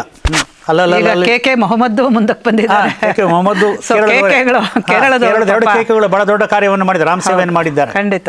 ಹಾಂ, ಕೆ ಮೊಹಮ್ಮದ್ ಅವರ ಒಂದು ಕೊಡುಗೆನೂ ಕೂಡ ಶ್ಲಾಘನೀಯ ಮತ್ತು ತುಂಬ ಮುಖ್ಯವಾದಂಥ ಒಂದು ಕಾಣಿಕೆ ಅವ್ರದ್ದು ರಾಮ ಜನ್ಮಭೂಮಿಗೆ. ಕೆ ಮೊಹಮ್ಮದ್ ಆರ್ಕಿಯಾಲಜಿ ಡಿಪಾರ್ಟ್ಮೆಂಟಿಂದ ತುಂಬ ದೊಡ್ಡ ಕಾಣಿಕೆ ಅವ್ರದ್ದು. ಸೊ ಕೇಕೆಗಳು ಒಳ್ಳೆ ಕೆಲಸ ಮಾಡಿದ್ದಾರೆ. ಹೌದೌದು. ಕೇರಳದವರು. ಆಗ ಅವ್ರಿಗೆ ಎಲ್ಲಿವರೆಗೂ ಅಂತ ಹೇಳಿದ್ರೆ ದೇಶದ ಪ್ರಧಾನಿಯಿಂದಲೇ ಧಮಕಿ ಬರ್ತದೆ. ಆದರೆ ಯಾವುದನ್ನು ಕೂಡ ಲೆಕ್ಕಕ್ಕಿಡದೆ ಅವರು ಜಿಲ್ಲಾಧಿಕಾರಿ ಆಗಿದ್ದವರು, ಮ್ಯಾಜಿಸ್ಟ್ರೇಟ್ ಅವರು, ಅವರು ಆ ಪದವನ್ನೇ ತ್ಯಾಗ ಮಾಡಿಬಿಡ್ತಾರೆ. ಪದ ತ್ಯಾಗ ಮಾಡಿ ಆಶ್ಚರ್ಯ ಅಂತ ಹೇಳಿದ್ರೆ ಆಗಿನ ದಿನಗಳಲ್ಲಿ ಎಲ್ಲಿಯೂ ಕೂಡ ಒಂದು ಹಿಂದುತ್ವದ ವಾತಾವರಣ ಇತ್ಯಾದಿ ಏನೂ ಇರಲಿಲ್ಲ. ಆಗ ಅವರಲ್ಲಿ MP ಆಗ್ತಾರೆ, ಅವ್ರ ಮನೆಯವರು MLA ಆಗ್ತಾರೆ, ಅವ್ರ ಕಾರ್ ಡ್ರೈವರ್ MLA ಆಗ್ತಾನೆ. ಹೀಗೆ ಸಂಪೂರ್ಣವಾಗಿ ತಮ್ಮನ್ನವರು ಈ ಕಾರ್ಯಕ್ಕೆ ರಾಮ ಕಾರ್ಯಕ್ಕೆ ಸಮರ್ಪಣೆಯನ್ನು ಮಾಡಿಕೊಂಡ್ರು. ಇನ್ನೊಂದು ಅಂಥ ಮಹಾ ವ್ಯಕ್ತಿ ಅಂದರೆ ನಮ್ಮ ಕಲ್ಯಾಣ್ ಸಿಂಗ್ ಅವರು. ಕಲ್ಯಾಣ್ ಸಿಂಗ್ ಬರ್ತೀವಿ. ಕಲ್ಯಾಣ್ ಸಿಂಗ್ನ ಬಗ್ಗೆ ಇನ್ನೂ ಮುಂದೆ ಬರೋದಿದೆ, ನಾವು ಇವತ್ತು ಸ್ಮರಣೆ ಮಾಡಬೇಕಾದ್ದು. ಖಂಡಿತ. ಹಾಂ, ಕಲ್ಯಾಣ್ ಸಿಂಗ್ ಸ್ಮರಣೆ ಮಾಡಬೇಕು, ಯಥಾರ್ಥವಾಗಿ ನಾವು ಮಾಡಬೇಕು ಇವತ್ತು. ಕಲ್ಯಾಣಕರ. ಹಾಂ, ಕಲ್ಯಾಣಕರವೇ. ಯಾವ ಮಹಾ ತಾಯಿ ಹಡಲೋ ಆ ತಾಯಿಗೂ ನಾವು ನಮಸ್ಕಾರ ಮಾಡಬೇಕು. ಹೌದು. ಹಾಂ, ಇದಾದ ಮೇಲೆ 1950 ಮಾರ್ಚ್ 3ನೇ ತಾರೀಕು ಅಲಹಾಬಾದ್ ಉಚ್ಚ ನ್ಯಾಯಾಲಯ, ಹೈಕೋರ್ಟ್, ಅಲ್ಲಿದ್ದಂಥ ಸ್ಥಿತಿಗೆ ಒಂದು ಏನಿರಬೇಕು ಹಾಗೆ ಇರಬೇಕು ಅನ್ನೋವಂಥ ಒಂದು ಆದೇಶವನ್ನು ಕೊಡ್ತು. ಒಂದು ಇಂಜಂಕ್ಷನ್ ತೊಗೊಂಡು ಬಂತು. ಇದಾದ ಮೇಲೆ ನ್ಯಾಯಾಲಯದ ಆದೇಶದ ವಿರುದ್ಧ, ನೋಡಿ ನಮ್ಮ ದೇಶಕ್ಕೆ ಸ್ವಾತಂತ್ರ್ಯ ಬಂದಿದೆ, ಉಚ್ಚ ನ್ಯಾಯಾಲಯದ ಆದೇಶದ ವಿರುದ್ಧ 26 ಏಪ್ರಿಲ್ 1950 ಮುಸಲ್ಮಾನರು ದಂಗೆ ಮಾಡಿದ್ರು. ಆ ದಂಗೆಯಲ್ಲಿ 75 ಜನರ ಹತ್ಯೆ ಆಯಿತು. ಹಿಂದೂಗಳ ಹತ್ಯೆ. ಹಾಂ, 75 ಜನರ ಹತ್ಯೆ ಆಯಿತು. ಇಲ್ಲಿ ಅಯೋಧ್ಯ ಪ್ರಾಂತದಲ್ಲಿ, ಅಲ್ಲಿ ಒಟ್ಟು ಉತ್ತರ ಪ್ರದೇಶದಲ್ಲಿ. ಇದಾದ ಮೇಲೆ ಅದು ಮಾಡಿಸಿದ್ದ ಅದು ತಿಳ್ಕೊಳ್ಬೇಕು ನಾವೇನಂತೇಳಿ. 1961 ಡಿಸೆಂಬರ್ 18ನೇ ತಾರೀಕು ಸುನ್ನಿ ವಕ್ಫ್ ಬೋರ್ಡ್ನಿಂದ ಆ ನ್ಯಾಯಾಲಯದ ಏನು ಒಂದು ತಡೆ ಬಂತಲ್ಲ, ಅದರ ವಿರುದ್ಧ ರಾಮಲಲಾ ಮೂರ್ತಿಯನ್ನು ತೆಗೆದುಹಾಕಬೇಕು ಅಂಥೇಳಿ ಮೊಕದ್ದಮೆಯನ್ನು ಹೂಡಿದ್ರು. ಹೀಗೆ ಹೋರಾಟ ನಡ್ಕೊಂಡು ಬಂತು.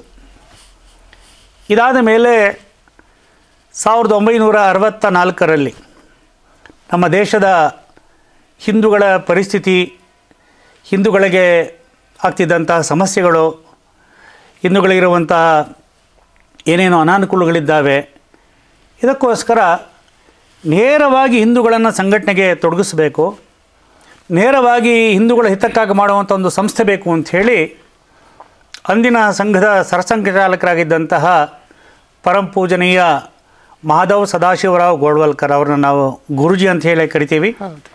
1964ರಲ್ಲಿ ಎಲ್ಲದರ ಒಂದು ಪರಿಹಾರಕ್ಕೋಸ್ಕರ ವಿಶ್ವ ಹಿಂದೂ ಪರಿಷತ್ ಅನ್ನುವಂಥ ಒಂದು ಸಂಸ್ಥೆಯನ್ನು ಪ್ರಾರಂಭ ಮಾಡಿದ್ರು. ಈ ಸಂಘಟನೆ ಮುಂಬಯಿಯ ಸ್ವಾಮಿ ಚಿನ್ಮಯಾನಂದರ ಆಶ್ರಮದಲ್ಲೇ ಸಾಂದೀಪಿನಿ ಸಾಧನಾಲಯದಲ್ಲಿ ಪ್ರಾರಂಭವಾಯಿತು. ಪ್ರತ್ಯಕ್ಷ ಚಿನ್ಮಯಾನಂದರು, ಗುರೂಜಿ ಅವರು, ಪೇಜಾರು ಸ್ವಾಮಿಗಳು, ಮಾಸ್ಟರ್ ತಾರಾ ಸಿಂಗ್, ಬ್ರಹ್ಮಚಾರಿ ವಿಶ್ವನಾಥ್, ಹನುಮಾನ್ ಪ್ರಸಾದ್ ಪೋದ್ದಾರ್ ಮತ್ತು ಮೈಸೂರಿನ ಮಹಾರಾಜರು ಕೂಡ ಇದ್ದರು. ಇವರೆಲ್ಲರೂ ಕೂಡ ಸೇರಿಕೊಂಡು ಅದು ಯಾವ ದಿವಸ ಎಲ್ಲ ಮಹಾಪುರುಷರು ಯಾವ ದಿನ ಪ್ರಾರಂಭವಾಯಿತು ಅಂತ ಹೇಳಿದ್ರೆ ಧರ್ಮ ಸಂಸ್ಥಾಪನಾರ್ಥಾಯ ಸಂಭವಾಮಿ ಯುಗೆ ಯುಗೆ ಅನ್ನುವಂಥ ಗೀತಾಚಾರ್ಯನ ಜಯಂತಿಯ ದಿನವೇ ಅದು ಪ್ರಾರಂಭವಾಯಿತು.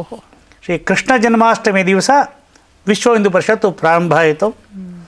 ಆ ವಿಶ್ವ ಹಿಂದೂ ಪರಿಷತ್ ಪ್ರಾರಂಭ ಆದಮೇಲೆ ಅದರ ಮೊದಲ ಒಂದು ಯಶಸ್ವಿಯಾದಂಥ ಅಧಿವೇಶನ ನಮ್ಮ ರಾಜ್ಯದಲ್ಲಿ ನಡೆಯಿತು, ಉಡುಪಿಯಲ್ಲೇ ನಡೆಯಿತು. ಎಷ್ಟು ಜನ ಬರ್ತಾರೋ ಏನೋ ಅಂತ ಯೋಚನೆ ಮಾಡಿ ಒಂದು 2-3 ಸಾವಿರ ಜನಕ್ಕೆ ವ್ಯವಸ್ಥೆ ಮಾಡ್ಕೊಂಡಿದ್ರು. ಆದರೆ ಎಷ್ಟು ಜನ ಬಂದರು ಅಂತ ಹೇಳಿದ್ರೆ 19,000 ಜನ ಬಂದರು. ಮಾಡಿದ ವ್ಯವಸ್ಥೆಗಳೆಲ್ಲವೂ ಕೂಡ ಬಿದ್ದೋಯ್ತು. ಸಾಕ್ಷಾತ್ ಗುರೂಜಿ ಅವರೇ ಅದರಲ್ಲಿ ನಿಂತು ಅವರೇ ಸ್ವಯಂ ಸೇವಕರಾಗಿ ಕಾರ್ಯಕರ್ತರಾಗಿ ಓಡಾಟವನ್ನು ಮಾಡಿದ್ರು. ಯಾಕೆಂದರೆ ಅಂಥ ಒಂದು ಇಡೀ ಸಂತರನ್ನ ಒಟ್ಟಿಗೆ ತೊಗೊಂಡು ಬರೋದು ಅಂತ ಹೇಳಿ ದೊಡ್ಡ ಸಾಹಸದ ಕೆಲಸವಾಗಿತ್ತು. ಆ ದಿವಸ 4 ಜನರನ್ನು ಕರೆದ್ರೆ ಅವ್ರು ಹೇಳ್ತಿದ್ರು, ನಾವು ಬರ್ತೀವಿ, ನಮ್ಮ ಪೀಠ ಸ್ವಲ್ಪ ವಿಶೇಷ, ನೀವು ನಮ್ಮ ಪೀಠಕ್ಕೆ ಏನಾದ್ರು ಸ್ವಲ್ಪ ಚೂರು ಎತ್ತರ ಮಾಡಿ ಇಟ್ಬಿಡಿ ಅಂತ ಹೇಳ್ತಾಯಿದ್ರು. ಇದು ನಮ್ಮ ಹಿಂದೂ ಸಮಾಜ ಸ್ಥಿತಿ ಇತ್ತು, ಅಂದಿನ ಸ್ಥಿತಿ. ಅಂಥ ಸಮಯದಲ್ಲಿ ಆ ದಿನಗಳಲ್ಲಿ ಆರ್ ಭರಣಯ್ಯ ಅಂತ ಹೆಸರು ನೀವು ಕೇಳಿರ್ಬೋದು, IAS ಅಧಿಕಾರಿ ಅವರು ಬಂದರು. ಆ ಒಂದು ದೃಶ್ಯವನ್ನು ನೋಡಿ ಬಹಳ ಆನಂದ ತುಂದಿಲರಾಗಿ ಆನಂದಾಶ್ರುಗಳನ್ನು ಸುರಿಸಿದ್ರು. ಗುರುಜಿಯವ್ರಿಗೂ ಕೂಡ ಅದೇ ಅನುಭವ ಆಯಿತು. ಅಲ್ಲಿ ಒಂದು ವಿಶೇಷವಾದಂಥ ಘೋಷಣೆಯನ್ನು ಮಾಡಿದರು. ನ ಹಿಂದೂ ಪತಿತೋ ಭವೇತ್ ಹಿಂದವ ಸೋದರ ಸರ್ವೇ ಅನ್ನುವಂಥ ಘೋಷಣೆ ಆಯಿತು. ಯಾವ ಹಿಂದೂವು ಕೂಡ ಪತಿತನಲ್ಲ. ಸ್ವಾಮಿ ವಿವೇಕಾನಂದರು ಏನು ಹೇಳ್ತಾರೆ, ಸೂತ್ರವನ್ನೇ ಕೊಟ್ಟು, ವಿವೇಕಾನಂದ್ರದ್ದು ಏನು ಮಾತಿದೆ, each soul is potentially divine ಅನ್ನುವಂಥದ್ದು. ನ ಹಿಂದೂ ಪತಿತೋ ಭವೇತ್ ಮತ್ತು ಹಿಂದವ ಸೋದರ ಸರ್ವೇ. ಹೀಗೆ ಸಂಘಟನೆ ಪ್ರಾರಂಭ ಆಯಿತು. ಅದ್ಭುತ. ಇದಾದ ಮೇಲೆ ಹೀಗೆ ಮುಂದುವರ್ತಾ ಬಂದ ನಂತರ ಈ ಅಯೋಧ್ಯೆ ಮತ್ತು ಕಾಶಿ ಮಥುರಾ ವಿಷಯ ಇಡೀ ಹಿಂದೂ ಸಮಾಜದಲ್ಲಿ ಪ್ರತಿಯೊಬ್ಬರ ಮನಸ್ಸಿನಲ್ಲಿ, ಭಾರತೀಯನ ಮನಸ್ಸಿನಲ್ಲಿ ಒಂದು ರೀತಿಯಾಗಿ ಚುಚ್ತಾ ಇತ್ತು. ಇದಕ್ಕೆ ನಾವೇನು ಮಾಡಬೇಕಲ್ಲ, ನಮ್ಮ ದೇಶದಲ್ಲಿ ಅಲ್ಲಿ ಹೋಗಿ ನಾವು ನೋಡಬೇಕಾದ್ರೆ ಆ ಕಾಶಿಯನ್ನು ನಾವು ಆ ದಿನದ ಕಾಶಿಯನ್ನು ನೆನಪಿಸಿಕೊಂಡ್ರೆ ಸಾಧ್ಯವೇ ಇಲ್ಲ, ಯೋಚನೆ ಮಾಡಲಿಕ್ಕೆ ಸಾಧ್ಯ ಇಲ್ಲ. ಇವತ್ತಿನ ಕಾಶಿಗೆ ಆ ಕಾಶಿಗೆ ಹೋಲಿಸಿಬಿಟ್ರೆ ಕೇವಲ 2-3 ಅಡಿಯ ರಸ್ತೆಗಳು, ಆ ರಸ್ತೆಯಲ್ಲಿ ಹೇಗೋ ಹೋಗಬೇಕು, ಎಲ್ಲಿಯೋ ಒಂದು ಕಡೆಯಲ್ಲಿ ನುಗ್ಗಬೇಕು, ಆ ವಿಶ್ವನಾಥನ ದರ್ಶನ ಮಾಡಬೇಕು ಅಂತೇಳಿ ಕೆಳಗೆ ಹೋಗಿ ಭಾಳ ಕಷ್ಟಪಡಬೇಕಾಗ್ತಿತ್ತು. ತುಂಬ ಡಿಸ್ಗಸ್ಟಿಂಗ್ ಫೀಲಿಂಗ್ ಹೇಳಬೇಕು ಅಂತ. ನೀವು ಆ ಕಾಶಿ ಅಂದರೆ ಅತ್ಯಂತ ದುಃಖ ಆಗ್ತಿತ್ತು. ಆದರೆ ಇವತ್ತು ಕಾಶಿ ಚಿತ್ರಣವೇ ಬದಲಾವಣೆ ಆಗಿಬಿಟ್ಟಿದೆ. ಜಗತ್ತಿನ ಅತ್ಯಂತ ಪ್ರಾಚೀನ ನಗರ, ಕಾಶ್ಯತೆ ಇತಿ ಕಾಶಿ, ಪ್ರಭೆಯಿಂದ ಬೆಳಗುವ ನಗರ, ಜ್ಞಾನನ ಕೇಂದ್ರ. ಆದರೆ ಈ ಸ್ಥಿತಿ. ಆದರೆ ಇವತ್ತು ಭಗವಂತನ ಕೃಪೆಯಿಂದ, ವಿಶ್ವನಾಥನ ಕೃಪೆಯಿಂದ ಬೆಳಗ್ತಾ ಇದೆ ಮತ್ತೆ ಕಾಶಿ. ಜಗತ್ತಿಗೆ ಬೆಳಕನ್ನು ಕೊಡುವಂಥ ಕೇಂದ್ರ ಆಗಿದೆ ಇವತ್ತಿನ ದಿವಸ ಮತ್ತೆ ಕಾಶಿ. ಮಥುರಾ ಬಗ್ಗೆ ಅಂತೂ ಇನ್ನೂ ಬಹಳ ರೋಚಕವಾದದ್ದು. ಅಲ್ಲಿ ನೋಡಿದ್ರೆ ಬಹಳ ದುಃಖವಾಗ್ತದೆ. ಈ ಕಡೆಯಲ್ಲಿ ನಮ್ಮ ಕೃಷ್ಣ ಜನ್ಮಸ್ಥಾನ, ಅದರ ತಾಗಿಕೊಂಡೇ ದೊಡ್ಡದ ಅಂತ ಒಂದು ಕಟ್ಟಡ ಇದೆ. ಅಲ್ಲೆಲ್ಲ ನೋಡಿ ನಾವು ಇನ್ನು ಇಲ್ಲಿಗೆ ಬರಬಾರ್ದು ಅಂತ ಪ್ರತಿಜ್ಞೆ ಮಾಡ್ಕೊಂಡು ಬಂದಿದ್ದೆ ನಾನು, ಇನ್ನು ಮೇಲೆ ಹೋಗಬೇಕು. ಹೀಗಿರುವಾಗ ಅಂಥ ಅನುಭವ. ಇದರ ನಡುವೆ ಏನು ಇದನ್ನು ಹೋರಾಟವನ್ನು ಮಾಡಬೇಕು ಅಂಥೇಳಿ 1984ರಲ್ಲಿ ವಿಶ್ವ ಪರಿಷತ್ತು ಹೀಗೆ ಬೆಳೆದ ನಂತರ ಹಿಂದೂ ಸಮಾಜಕ್ಕೆ ಮಾರ್ಗದರ್ಶನ ಮಾಡೋರು ಯಾರು? ಸಾಧು ಸಂತರು, ಧರ್ಮಾಚಾರ್ಯರು, ಮಠಾಧೀಶರು, ಪೀಠಾಧೀಶರು. ಅದಕ್ಕೋಸ್ಕರ ಅವರೆಲ್ಲ ಸೇರಿ ನಮಗೆ ಮಾರ್ಗದರ್ಶನವನ್ನು ಮಾಡಬೇಕು ಅಂಥೇಳಿ ಒಂದು ಸಂಸತ್ತನ್ನು ಪ್ರಾರಂಭ ಮಾಡಲಾಯಿತು, ಧರ್ಮ ಸಂಸತ್ ಅಂಥೇಳಿ. ಈ ಧರ್ಮ ಸಂಸತ್ ಅಂತ ಹೇಳಿದ್ಕೊಳ್ಳಿ ನಮಗೆ ಸ್ವಾಮಿ ವಿವೇಕಾನಂದರ ನೆನಪಾಗ್ತದೆ. ಪಾರ್ಲಿಮೆಂಟ್ ರಿಲಿಜಿಯಸ್ ಪಾರ್ಲಿಮೆಂಟ್ ನೆನಪಾಗ್ತದೆ ನಮಗೆ. ರಿಲಿಜನ್ಸ್ ವಿಶ್ವ ಸಮ್ಮೇಳನ. ಆ ಧರ್ಮ ಸಂಸದ್ದು ಮೊಟ್ಟ ಮೊದಲ ಸಭೆ 1984ರಲ್ಲಿ ದೆಹಲಿಯಲ್ಲಿ ನಡೆಯಿತು, ವಿಜ್ಞಾನ ಭವನದಲ್ಲಿ. 1984 ದೆಹಲಿಯಲ್ಲಿ ಏಪ್ರಿಲ್ನಲ್ಲಿ ನಡೆಯಿತು. ಅಲ್ಲಿ ಈ ರಾಮ ಜನ್ಮಭೂಮಿಯ ವಿಚಾರಕ್ಕೆ ಸಂಬಂಧಪಟ್ಟಂಥ ಪ್ರಮುಖವಾದಂಥ ಚರ್ಚೆ ಆಯಿತು. ಚರ್ಚೆ ಆದದ್ದು ಮಾತ್ರ ಅಲ್ಲ, ಅಲ್ಲಿ ಒಂದು ನಿರ್ಣಯಕ್ಕೆ ಬಂದರು. ಈಗ ಏನು ನಾವು ರಾಮ ಜನ್ಮಭೂಮಿ ತೀರ್ಥಕ್ಷೇತ್ರ ಟ್ರಸ್ಟ್ ಅಂತ ಆಗಿದೆಯೋ, ಅದರ ಮೂಲ ರೂಪ ಶುರುವಾದದ್ದು ಇಲ್ಲಿ ಧರ್ಮ ಸಂಸತ್ನಲ್ಲಿ. ಅಲ್ಲಿ ಶ್ರೀ ರಾಮ ಜನ್ಮಭೂಮಿ ಮುಕ್ತಿ ಯಜ್ಞ ಸಮಿತಿ ಅಂಥೇಳಿ ಒಂದು ಸಮಿತಿಯನ್ನು ಮಾಡಿದ್ರು. ಅಲ್ಲಿಂದ ರಾಮ ಜನ್ಮಭೂಮಿಯ ಹೋರಾಟವನ್ನು ಪ್ರಾರಂಭ ಮಾಡಲಾಯಿತು. ಮೊಟ್ಟ ಮೊದಲಿಗೆ ಯಾವ ರೀತಿಯಾಗಿ ಇದರ ಪ್ರಾರಂಭವನ್ನು ಮಾಡೋದು, ಇಷ್ಟು ದೊಡ್ಡ ಪ್ರಶ್ನೆ ನಮ್ಮ ಮುಂದೆ ಇದೆ. ಯಾವ ರೀತಿಯಾಗಿ ಅದನ್ನು ಮಾಡೋದು, ಏನು ಇತ್ಯಾದಿ ಎಲ್ಲವೂ ಕೂಡ ಎಲ್ರಿಗೂ ಕೂಡ ಹೊಸದೇ ಅದು.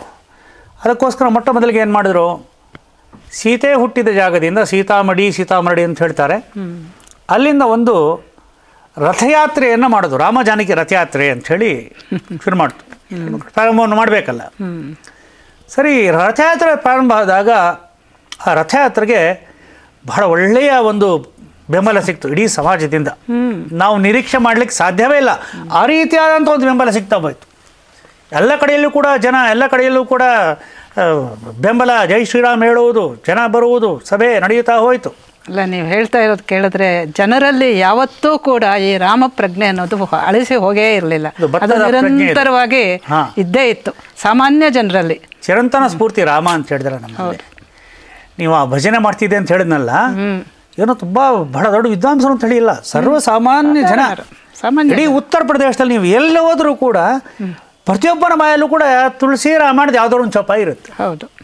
ಮತ್ತು ಬಹಳ ಬಡತನ, ಗುಡಿಸಲು, ಒಂದು ಬುಡ್ಡಿ ಇಟ್ಕೊಂಡು ಸೀತಾರಾಮ್ ಸೀತಾರಾಮ್ ರಾಮ ರಾಮ ಸೀತಾರಾಮ್ ಭಜನೆ ಮಾಡ್ತಿರ್ತಾರೆ. ರಾತ್ರಿ 1 ಗಂಟೆ 2 ಗಂಟೆ ಪ್ರತ್ಯಕ್ಷ ಕಂಡಿದ್ದೀನಿ. ಹೌದು. ಆ ರಾಮ ಭಕ್ತಿ, ರಾಮ ಶ್ರದ್ಧೆ ಇದೆಯಲ್ಲ, ಅದನ್ನು ಶಬ್ದಗಳಲ್ಲಿ ವರ್ಣನೆ ಮಾಡಲಿಕ್ಕೆ ಆಗೋದಿಲ್ಲ. ಈ ರಥಯಾತ್ರೆಗೆ ಬಹಳ ಒಂದು ಪ್ರಚಂಡವಾದಂಥ ಬೆಂಬಲ ಸಿಕ್ತು ನಮಗೆ. ಕಡೆಗೆ ಯಾವಾಗಲೂ ಕೂಡ ಮೊಟ್ಟ ಮೊದಲದು ಬರುವಂಥ ವಿರೋಧ ಯಥಾ ಪ್ರಕಾರ ಎಲ್ಲ ನಿಲ್ಲಿಸಿ ಅಂತ ಹೇಳಿದ್ರು, ನಿಲ್ಲಿಸಲಿಲ್ಲ. ಹಾಗೆ ಮಾಡ್ತೀವಿ, ಹೀಗೆ ಮಾಡ್ತೀವಿ ಅಂತ ಹೇಳಿದ್ರು. ಸರಿ, ನಾವು ರಥಯಾತ್ರೆಯನ್ನೇ ಬಂದ್ ಮಾಡ್ತೀವಿ ಅಂತ ಹೇಳಿದ್ರು. ಯಾವ ಒಂದು ಸ್ಥಿತಿ ಬಂತು ಅಂತ ಹೇಳಿದ್ರೆ ಅವ್ರು ಹೇಳಿದ್ರು, ನಾವು ರಥವನ್ನೇ ಅರೆಸ್ಟ್ ಮಾಡಿಬಿಡ್ತೀವಿ ಅಂತ. ರಥನೇ ಅರೆಸ್ಟ್ ಮಾಡ್ತಾರೆ ಇವರು. ಆದರೆ ದೊಡ್ಡ ದೊಡ್ಡ ಶಾಲೆ ಕಾಲೇಜು ಅಲ್ಲಿ ತೊಗೊಂಡೋಗಿ ರಥವನ್ನು ಎಲ್ಲ ಅರೆಸ್ಟ್ ಮಾಡಿಬಿಡ್ತೀವಿ ನಾವು ಅಂತ ಹೇಳಿದ್ರು. ಆದರೆ ನಮಗೆ ಯೋಚನೆ ಮಾಡಲಿಕ್ಕಾಗಲ್ಲ. ಸಾವಿರಾರು ಸಂಖ್ಯೆಯಲ್ಲಿ ಜನ ಬಂದರು, ನುಗ್ಗಿ ಬಂದು ಅವ್ರ ರಥವನ್ನು ಮತ್ತೆ ಬಿಡಲೇಬೇಕಾಯಿತು. ಎಲ್ಲ ಕಡೆಯಲ್ಲಿ ಕೂಡ ರಥಯಾತ್ರೆ ಅತ್ಯಂತ ಯಶಸ್ವಿ ಆಗ್ತಾ ಹೋಯಿತು. ಇದು ಆದ ಮೇಲೆ ಒಂದು ವಿಶೇಷವಾದಂಥ ಕಾರ್ಯಕ್ರಮ ಆಯಿತು ನಮ್ಮ ರಾಜ್ಯದಲ್ಲೇ. ಏನು ಈ ಧರ್ಮ ಸಂಸತ್ ಅಧಿವೇಶನ ನಡೆಯಿತು ದೆಹಲಿಯಲ್ಲಿ. ಅದಾದ ಮೇಲೆ 1985 ಅಕ್ಟೋಬರ್ 31 ಮತ್ತು ನವೆಂಬರ್ 1 ಇನ್ನೊಂದು ಧರ್ಮ ಸಂಸತ್ ನಡೆಯಿತು. ಇದು ಐತಿಹಾಸಿಕವಾದಂಥ ಧರ್ಮ ಸಂಸತ್. ಈ ಧರ್ಮ ಸಂಸತ್ ಎಲ್ಲಿ ನಡೆಯಿತು ಅಂತ ಹೇಳಿದರೆ ಉಡುಪಿಯ ಶ್ರೀ ಕೃಷ್ಣನ ಕ್ಷೇತ್ರದಲ್ಲಿ ನಡೆಯಿತು. ಸ್ವತಃ ಪೇಜಾವರ ಮಠಾಧೀಶರೇ ಈ ಧರ್ಮ ಸಂಸತ್ನ ಪ್ರಾಯೋಜನೆಯನ್ನು ಮಾಡಿದರು. ದೇಶದ ಎಲ್ಲ ಕಡೆಯಿಂದ ಮೊಟ್ಟ ಮೊದಲ ಬಾರಿಗೆ 800 ಅಂತ ನಮಗೆ ಸಂಖ್ಯೆ ಸಿಕ್ಕಿದ್ದು. ಆದರೆ ಎಲ್ಲರೂ ಬಂದದ್ದೆಲ್ಲ ನೋಡಿದರೆ 1000ಕ್ಕೂ ಮಿಕ್ಕಿ ಸಂತರು ಬಂದಿದ್ದರು. ಅಲ್ಲಿಯೂ ಕೂಡ ಸ್ವಾಮಿ ಚಿನ್ಮಯಾನಂದರು, ಮಹಂತ ಅವೈದ್ಯನಾಥರು, ಅವ್ರನ್ನೂ ಕೂಡ ನಾವು ಸ್ಮರಿಸ್ಕೊಳ್ಬೇಕು. ನಾನೇನು ಶ್ರೀ ರಾಮ ಜನ್ಮಭೂಮಿ ಮುಕ್ತಿ ಯಜ್ಞ ಸಮಿತಿ ಅಂತ ಹೇಳಿದ್ನಲ್ಲ, ಇದರ ಅಧ್ಯಕ್ಷರು ಮಹಂತ ಅವೈದ್ಯನಾಥರು, ನಮ್ಮ ಯೋಗಿ ಆದಿತ್ಯನಾಥರನ್ನ ಕೊಟ್ಟವರು, ಮಹಾಗುರುಗಳು. ಆ ಮಹಾಗುರುಗಳ ಮಹಾನ್ ಶಿಷ್ಯ. ಅವರ ಜೊತೆಯಲ್ಲಿ ಹತ್ತಿರದ ಒಂದು ಒಡನಾಟ ಮಾಡುವಂಥ ಅವಕಾಶಗಳು ಹಲವಾರು ಬಾರಿ ಇತ್ತು. ಸಿಂಹ ಸದೃಶ ವ್ಯಕ್ತಿತ್ವ, ಸಿಂಹವೇ, ಯಾವ ರೀತಿಯಾದಂಥ ಕಾಂಪ್ರಮೈಸು ಇಲ್ಲ. ಈಗ ಅವ್ರಿಗೆ ಅನ್ನಿಸ್ತಾ ಇರ್ಬೋದು ಶಿಷ್ಯಾದಿಚ್ಛೇತ್ ಪರಾಜಯ. ಖಂಡಿತ ಹಂಗೆ ಮಾಡ್ತಾ ಇದ್ದಾರೆ. ಯೋಗಿ ಅವರ ಗುರುವಿನ ಪೂರ್ತಿ ಅವರಲ್ಲಿ ಮೈತಾಳ್ಬಿಟ್ಟಿದ್ದಾರೆ. ಮತ್ತೆ ಅವೈದ್ಯನಾಥ ಸತ್ವ, ಸಾಕ್ಷಾತ್ ಅವರೊಳಗಡೆ ಅವೈದ್ಯನಾಥರು ಇದ್ದಾರೆ. ಖಂಡಿತ ಇಲ್ಲದೆ ಇದ್ರೆ ಆ ಉತ್ತರ ಪ್ರದೇಶನ ಹೇಗಿದ್ರು ಅಂತ ಹೇಳಿದ್ರೆ, ಅವರು ಒಮ್ಮೆ ಲೋಕಸಭೆಯಲ್ಲಿ ಎದ್ದು ನಿಂತು ಮಾತಾಡಲಿಕ್ಕೆ ಪ್ರಾರಂಭ ಮಾಡಿದ್ರು ಅಂದರೆ ಅವಾಗಿನ್ನೂ ನಮ್ಮ ಈ ಬಲವೇ ಇರಲಿಲ್ಲ. ಆದರೆ ಸ್ತಬ್ಧವಾಗಿಬಿಡ್ತಿತ್ತು ಸದನ. ವ್ಯಕ್ತಿ ಸತ್ವ ಆಗಿತ್ತು. ಮಹಂತ ಅವೈದ್ಯನಾಥರೇ ಅವ್ರನ್ನ ಸಿಂಹವೇ ನೋಡ್ದಂಗೆ ಆಗ್ತಿತ್ತು. ಅವ್ರು ನೋಡಿದಾಗ ಹೃದಯ ಅಷ್ಟು ಮೃದು, ಅಷ್ಟು ಪ್ರಿಯವಾಗಿ, ಎಷ್ಟು ಪ್ರೀತಿಯಿಂದ ಮಾತಾಡ್ತಿದ್ರು. ನಿಗರ್ವಿ, ಅಂಥ ವಿನಮ್ರತೆ. ಎಲ್ಲರೂ ಅಂಥ ದೊಡ್ಡ ವ್ಯಕ್ತಿಯಲ್ಲಿ ನಾವು ಸಾಮಾನ್ಯವಾಗಿ ಕೆಲಸ ಮಾಡುವಂಥ ಕಾರ್ಯಕರ್ತರಲ್ಲಿ ಆ ರೀತಿಯಾಗಿದ್ದಂಥವ್ರು. ಹಾಗೆ ಚಿನ್ಮಯಾನಂದರು ಕೂಡ. ಚಿನ್ಮಯಾನಂದರು ಮೊಟ್ಟ ಮೊದಲ ಬಾಲಿಗೆ ಈ ದೇಶದಲ್ಲಿ ಅವತ್ತು ನಮಗೆ ಕಲ್ಪನೆ ಅಂತ ಅನ್ನಿಸ್ತು. ನಮ್ಮಲ್ಲಿ ಉಜಿರೆ ಸಮ್ಮೇಳನ ಆದಾಗ ಹೇಳಿದ್ರು ಅವರು, ಈ ದೇಶದಲ್ಲಿ ನಾವು ಯಾರನ್ನಾದ್ರೂ ಮಣಿಸಬೇಕಾದ್ರೆ, ನಮ್ಮ ಹಿಂದೂಗಳ ಕಾರ್ಯ ಆಗಬೇಕಾದ್ರೆ ಹಿಂದೂ ವೋಟ್ ಬ್ಯಾಂಕ್ ನಿರ್ಮಾಣ ಆಗಬೇಕು ಅಂತ ಹೇಳಿದ್ರು. 83 ಈಗ ಎಷ್ಟು ವರ್ಷ ಆಯಿತು. ಆದರೆ ಇವತ್ತು ಆ ದ್ರಷ್ಟಾರರಿಗೆ ಗೊತ್ತಿರ್ತದೆ ಅವ್ರಿಗೆ. ನೋಡಿ, ಸತ್ಯ ಆಗೋತಿ ಇವತ್ತಿನ ದಿವಸ. ಅದು ಹಿಂದೂ ಜೊತೆ ಕೆಲಸ ಮಾಡಬೇಕು, ಹಿಂದೂ ವೋಟ್ ಬ್ಯಾಂಕ್ ನಿರ್ಮಾಣ ಆಗಬೇಕು ಅಂತ ಹೇಳಿದ್ರು. ಆ ದಿನಗಳಲ್ಲಿ ಕನಸು ನಮಗೆ, ಹಿಂದೂ ವೋಟ್ ಬ್ಯಾಂಕ್ ಏನು ಇರ್ತಾಯಿದ್ರೆ ಅಂತೇಳಿ. ಇಂಥ ಒಂದು ಭ್ರಷ್ಟ ಸ್ಥಿತಿ ಇತ್ತು. ಯಾವ ರೀತಿಯಾದ ಸಾಧು ಸಂತರ ಸತ್ವನೇ ನಮಗೆ, ಸಾಧು ಸಂತರೇ ದೇಶದ ಜೀವಾಳ, ರಕ್ಷೆಯಾಗಿ ಬಂದಿರೋದು. ಅದಕ್ಕೋಸ್ಕರವೇ ಸ್ವಾಮಿ ವಿವೇಕಾನಂದರು ಬಹಳ ಆಲೋಚನೆ ಮಾಡಿ, ಯಾಕಂದರೆ 12 ವರ್ಷ ಇಡೀ ದೇಶದಲ್ಲಿ ಓಡಾಟವನ್ನು ಮಾಡಿ ಅವ್ರಿಗನಸು ಈ ದೇಶದ ನಾಡೇನು ಹಿಡಿದ್ರು. ಸಾಧು ಸಂತರ ಮೂಲಕವೇ ದೇಶಕ್ಕೆ ಏನಾದರೂ ನಾನು ಮಾಡಬೇಕು ಅಂಥೇಳಿ ರಾಮಕೃಷ್ಣ ಮಹಾಸಂಘವನ್ನು, ಸನ್ಯಾಸಿ ಸಂಘವನ್ನು ಸ್ಥಾಪನೆ ಮಾಡಿದ್ರು. ಅಲ್ಲಿ ಇಬ್ಬರು ಇದ್ದಾರೆ, ಸನ್ಯಾಸಿಗಳು ಇದ್ದಾರೆ, ಗೃಹಸ್ಥರು ಇದ್ದಾರೆ. ಆ ಸಾಧುಗಳು ಜೀವಾಳ ನಮ್ಮ ದೇಶದ್ದು. ಅಲ್ಲಿ ಬಹಳ ಒಂದು ವಿಶೇಷವಾದಂಥ ಒಂದು ಘೋಷಣೆಗಳಾಯಿತು. ಸಾಧು ಸಂತರು ಮಾತಾಡಿದ್ರು, ಹೊಸ ಚಿನ್ಮಯಂದರು ಮಾತಾಡಿದ್ರು, ಆವೇದನಾಥ್ ಮಾತಾಡಿದ್ರು, ಮುಂಬೈನ ಮಸೂರ ಆಶ್ರಮದ ಬ್ರಹ್ಮಚಾರಿ ವಿಶ್ವನಾಥ್ ಅವರು ಈ ಮತಾಂತರದ ವಿರುದ್ಧವಾಗಿ ಭಾಳ ಕೆಲಸ ಮಾಡಿದ್ರು. ಅವರೀಗ ಸ್ವರ್ಗಸ್ಥರಾಗಿದ್ದಾರೆ. ಸ್ವಾಮಿ ಸತ್ಯಮಿತ್ರಾನಂದಗಿರಿ ಇನ್ನೊಬ್ಬರು, ಅವರು ಶಂಕರಾಚಾರ್ಯರ ಪೀಠ ಸಿಗ್ತಾ ಇತ್ತು, ನಾನು ಸಮಾಜಕ್ಕೋಸ್ಕರ ಕೆಲಸ ಮಾಡಬೇಕು ಅಂಥೇಳಿ ಆ ಪೀಠ ಬಿಟ್ಟು ಸನ್ಯಾಸಿ ಆಗಿಬಿಡಿದ್ರು. ನೀವು ಕೇಳಿದಿರಲಿಲ್ಲ, ಗೊತ್ತಿಲ್ಲ ಅವ್ರ ಬಗ್ಗೆ. ಮೊಟ್ಟ ಮೊದಲ ಬಾರಿಗೆ ನಮ್ಮ ದೇಶದಲ್ಲಿ ಭಾರತ ಮಾತೆಯ ಮಂದಿರದ ಕಲ್ಪನೆಯನ್ನು ಮಾಡಿದವರು ಅವರು. ಹೌದಾ? ಕಲ್ಪನೆ ಮಾತ್ರ ಅಲ್ಲ, ಸ್ವತಃ ಹರಿದ್ವಾರದಲ್ಲಿ 7 ಅಂತಸ್ತುಗಳ ಭಾರತ ಮಾತಾ ಮಂದಿರವನ್ನು ಕಟ್ಟಿದ್ರು. ಎಷ್ಟು? ಈಗ 40-50 ವರ್ಷದ ಮೊದಲು. ಅಲ್ಲಿ ಲಿಫ್ಟ್ನಲ್ಲಿ ಹೋಗಬೇಕು 7ನೇ ಫ್ಲೋರ್ಗೆ, ಒಂದೊಂದೇ ಫ್ಲೋರ್ ಇಳ್ತಾ ಬರಬೇಕು. ಒಂದಲ್ಲಿ ಕ್ರಾಂತಿಕಾರಿಗಳು, ಒಂದಲ್ಲಿ ದೇಶದ ಮಹಾತ್ಮರು, ಒಂದಲ್ಲಿ ಮಹಾಪುರುಷರು. ಉತ್ತರ ಪ್ರದೇಶದಲ್ಲೇ ಇದೆ ಅಲ್ವಾ? ಹರಿದ್ವಾರದಲ್ಲಿದೆ. ಹರಿದ್ವಾರದಲ್ಲಿ ಅವರು ಇದಕ್ಕೆ ತುಂಬ ದೊಡ್ಡ ಯೋಗದಾನವನ್ನು ಮಾಡಿದ್ರು. ಸತ್ಯಮಿತ್ರಾನಂದಗಿರಿ ಈಗ ಒಂದು 2-3 ವರ್ಷದ ಹಿಂದೆ ಅವರು ಸ್ವರ್ಗಸ್ಥರಾದರು. ಅವರು ಅಷ್ಟೇ ಮಾನ್ ವ್ಯಕ್ತಿ, ನೋಡಿದ್ರೆ ಒಂದು ತೇಜಪುಂಜ. ಅವರು ಕೂಡ ಹಾಗೇನೆ ಬಹಳ ಮೃದುಭಾಷಿ. ಆದರೆ ಈ ವಿಚಾರ ಬಂದಾಗ ಇಷ್ಟು ಕಠೋರವಾಗಿ ಅವರು ವಿಚಾರಗಳನ್ನು ಹೇಳ್ತಿದ್ರು ಅಂತ ಹೇಳಿ ನೀವು ಹೇಳ್ತಾ ಇರೋದು ಕೇಳ್ತಾ ಇದ್ರೆ ನನಗೆ ರೋಮಾಂಚ ಆಗ್ತಾಯಿದೆ ಸುರೇಶ್ ಕುಮಾರ್. ನೋಡಿ, ಇದರಲ್ಲಿ ರಾಮಾಯಣದಲ್ಲಿ ಮಾರೀಚನ ಬಾಯಲ್ಲಿ ಹೇಳಿಸ್ತಾರಲ್ಲ, ರಾಮೋ ವಿಗ್ರಹವಾನ್ ಧರ್ಮ ಸಾಧು ಸತ್ಯಪರಾಕ್ರಮ. ನೀವು ಹೇಳ್ತಾ ಇದ್ದೀರಾ ಸಾಧುಗಳೇ ಜೀವಾಳ ಅಂತ. ಶ್ರೀರಾಮನನ್ನ ಸಾಧು ಸತ್ಯಪರಾಕ್ರಮ ಅಂತ ಸಾಕ್ಷಾತ್ ವಾಲ್ಮೀಕಿಗಳು ವರ್ಣಿಸಿದ್ದಾರೆ ಅಂದರೆ ಏನು ಆಶ್ಚರ್ಯ ಆಗುತ್ತೆ. ರಾಮನ ಅಂಶ ಅವರೆಲ್ಲರೂ ಕೂಡ ಪ್ರಕಟ ಆಯ್ತು. ರಾಜಾ ಸರ್ವಸ್ಯ ಲೋಕಸ್ಯ. ಸತ್ಯಮಿತ್ರಾನಂದಗಿರಿ, ಮಹಂತ ಅವೇದ್ಯನಾಥ್, ವಾಮದೇವಾನಂದ ಎಲ್ಲರೂ ಕೂಡ ಬಂದಿದ್ರು ಆ ಸಭೆಗೆ. ಅಲ್ಲಿ ಒಂದು ವಿಶೇಷವನ್ನು ಘೋಷಣೆ ಮಾಡಿದ್ರು. ಯಾರು? ರಾಮಚಂದ್ರ ದಾಸ್ ಪರಮಹಂಸ ಅಂತೇಳಿ. ಅವರು ಇತ್ತೀಚೆಗೆ ಕೂಡ ಸ್ವರ್ಗಸ್ಥರಾದರು. ಇಲ್ಲ, ಇದರಲ್ಲಿ ಬಹಳ ಬಲವಾಗಿ ನಿಂತಂಥ ಸಂತರು ಅಂತ ಹೇಳಿದ್ರು. ಅವ್ರು ನೋಡಿದ್ರೆ ನಮಗೆ ಇವ್ರು ಏನು ಅಂತ ಅನ್ನಿಸ್ತಾ ಇರಲಿಲ್ಲ. ಆ ಜಟೆಗಟ್ಟಿದ ಒಂದು ಕೂದಲು, ಒಂದು ಗಡ್ಡದ ಒಂದು ಮುಖ, ಒಂದು ಸಣ್ಣ ವ್ಯಕ್ತಿತ್ವ, ಬಿಳಿ ಬಟ್ಟೆ, ಕವಿ ಧರಿಸ್ತಿರ್ಲಿಲ್ಲ ಅವರು, ಬಿಳಿ ವಸ್ತ್ರವನ್ನು ಧರಿಸ್ತಾ ಇದ್ರು, ಒಂದು ಸಣ್ಣ ವೇಸ್ಟ್ ಕೋಟ್ ಹಾಕ್ಬಿಟ್ಟು ಏನೋ ಅಂತ ಅನಿಸ್ಬಿಡ್ತಾ ಇತ್ತು ನಮ್ಗೆ ನೋಡಿದರೆ. ಆದರೆ ಅವರು ಅಲ್ಲಿ ಒಂದು ಘೋಷಣೆನ ಮಾಡಿದ್ರು, ಅಂತಃಶಕ್ತಿ ಅಗಾಧ. ಅವ್ರು ನೋಡಿ ಅಲ್ಲಿ ನಿಂತು ಘೋಷಣೆ ಮಾಡೋದು. ಏನು ಘೋಷಣೆ ಮಾಡೋದು ಅಂತ ಹೇಳಿದ್ರೆ ಅದು ಅನಿರೀಕ್ಷಿತ ಘೋಷಣೆ. ಅದು ಪ್ರಾಯಶಃ ರಾಮಚಂದ್ರನೇ ಅವರಲ್ಲಿ ಘೋಷಣೆ ಮಾಡಿಸಿರ್ಬೇಕು, ಅಥವಾ ಕೃಷ್ಣನ ಕ್ಷೇತ್ರದಿಂದ ಕೃಷ್ಣ ನುಡಿಸೋದು ನಾವು ಗೊತ್ತಿಲ್ಲ. ಅವ್ರು ಹೇಳಿದ್ರು ಮುಂದಿನ ಇಷ್ಟ. ಅವ್ರು ಏನು ಮತ್ತೇನೇನು ಹೇಳಿಲ್ಲ. ಮುಂದಿನ ರಾಮನವಮಿಯ ಹೊತ್ತಿಗೆ ಅಯೋಧ್ಯೆಯ ರಾಮ ಜನ್ಮಭೂಮಿಗೆ ಹಾಕಿರುವಂತಹ ಬೀಗ ತೆರವಾಗಬೇಕು, ರಾಮನ ದರ್ಶನ ಮಾಡಬೇಕು.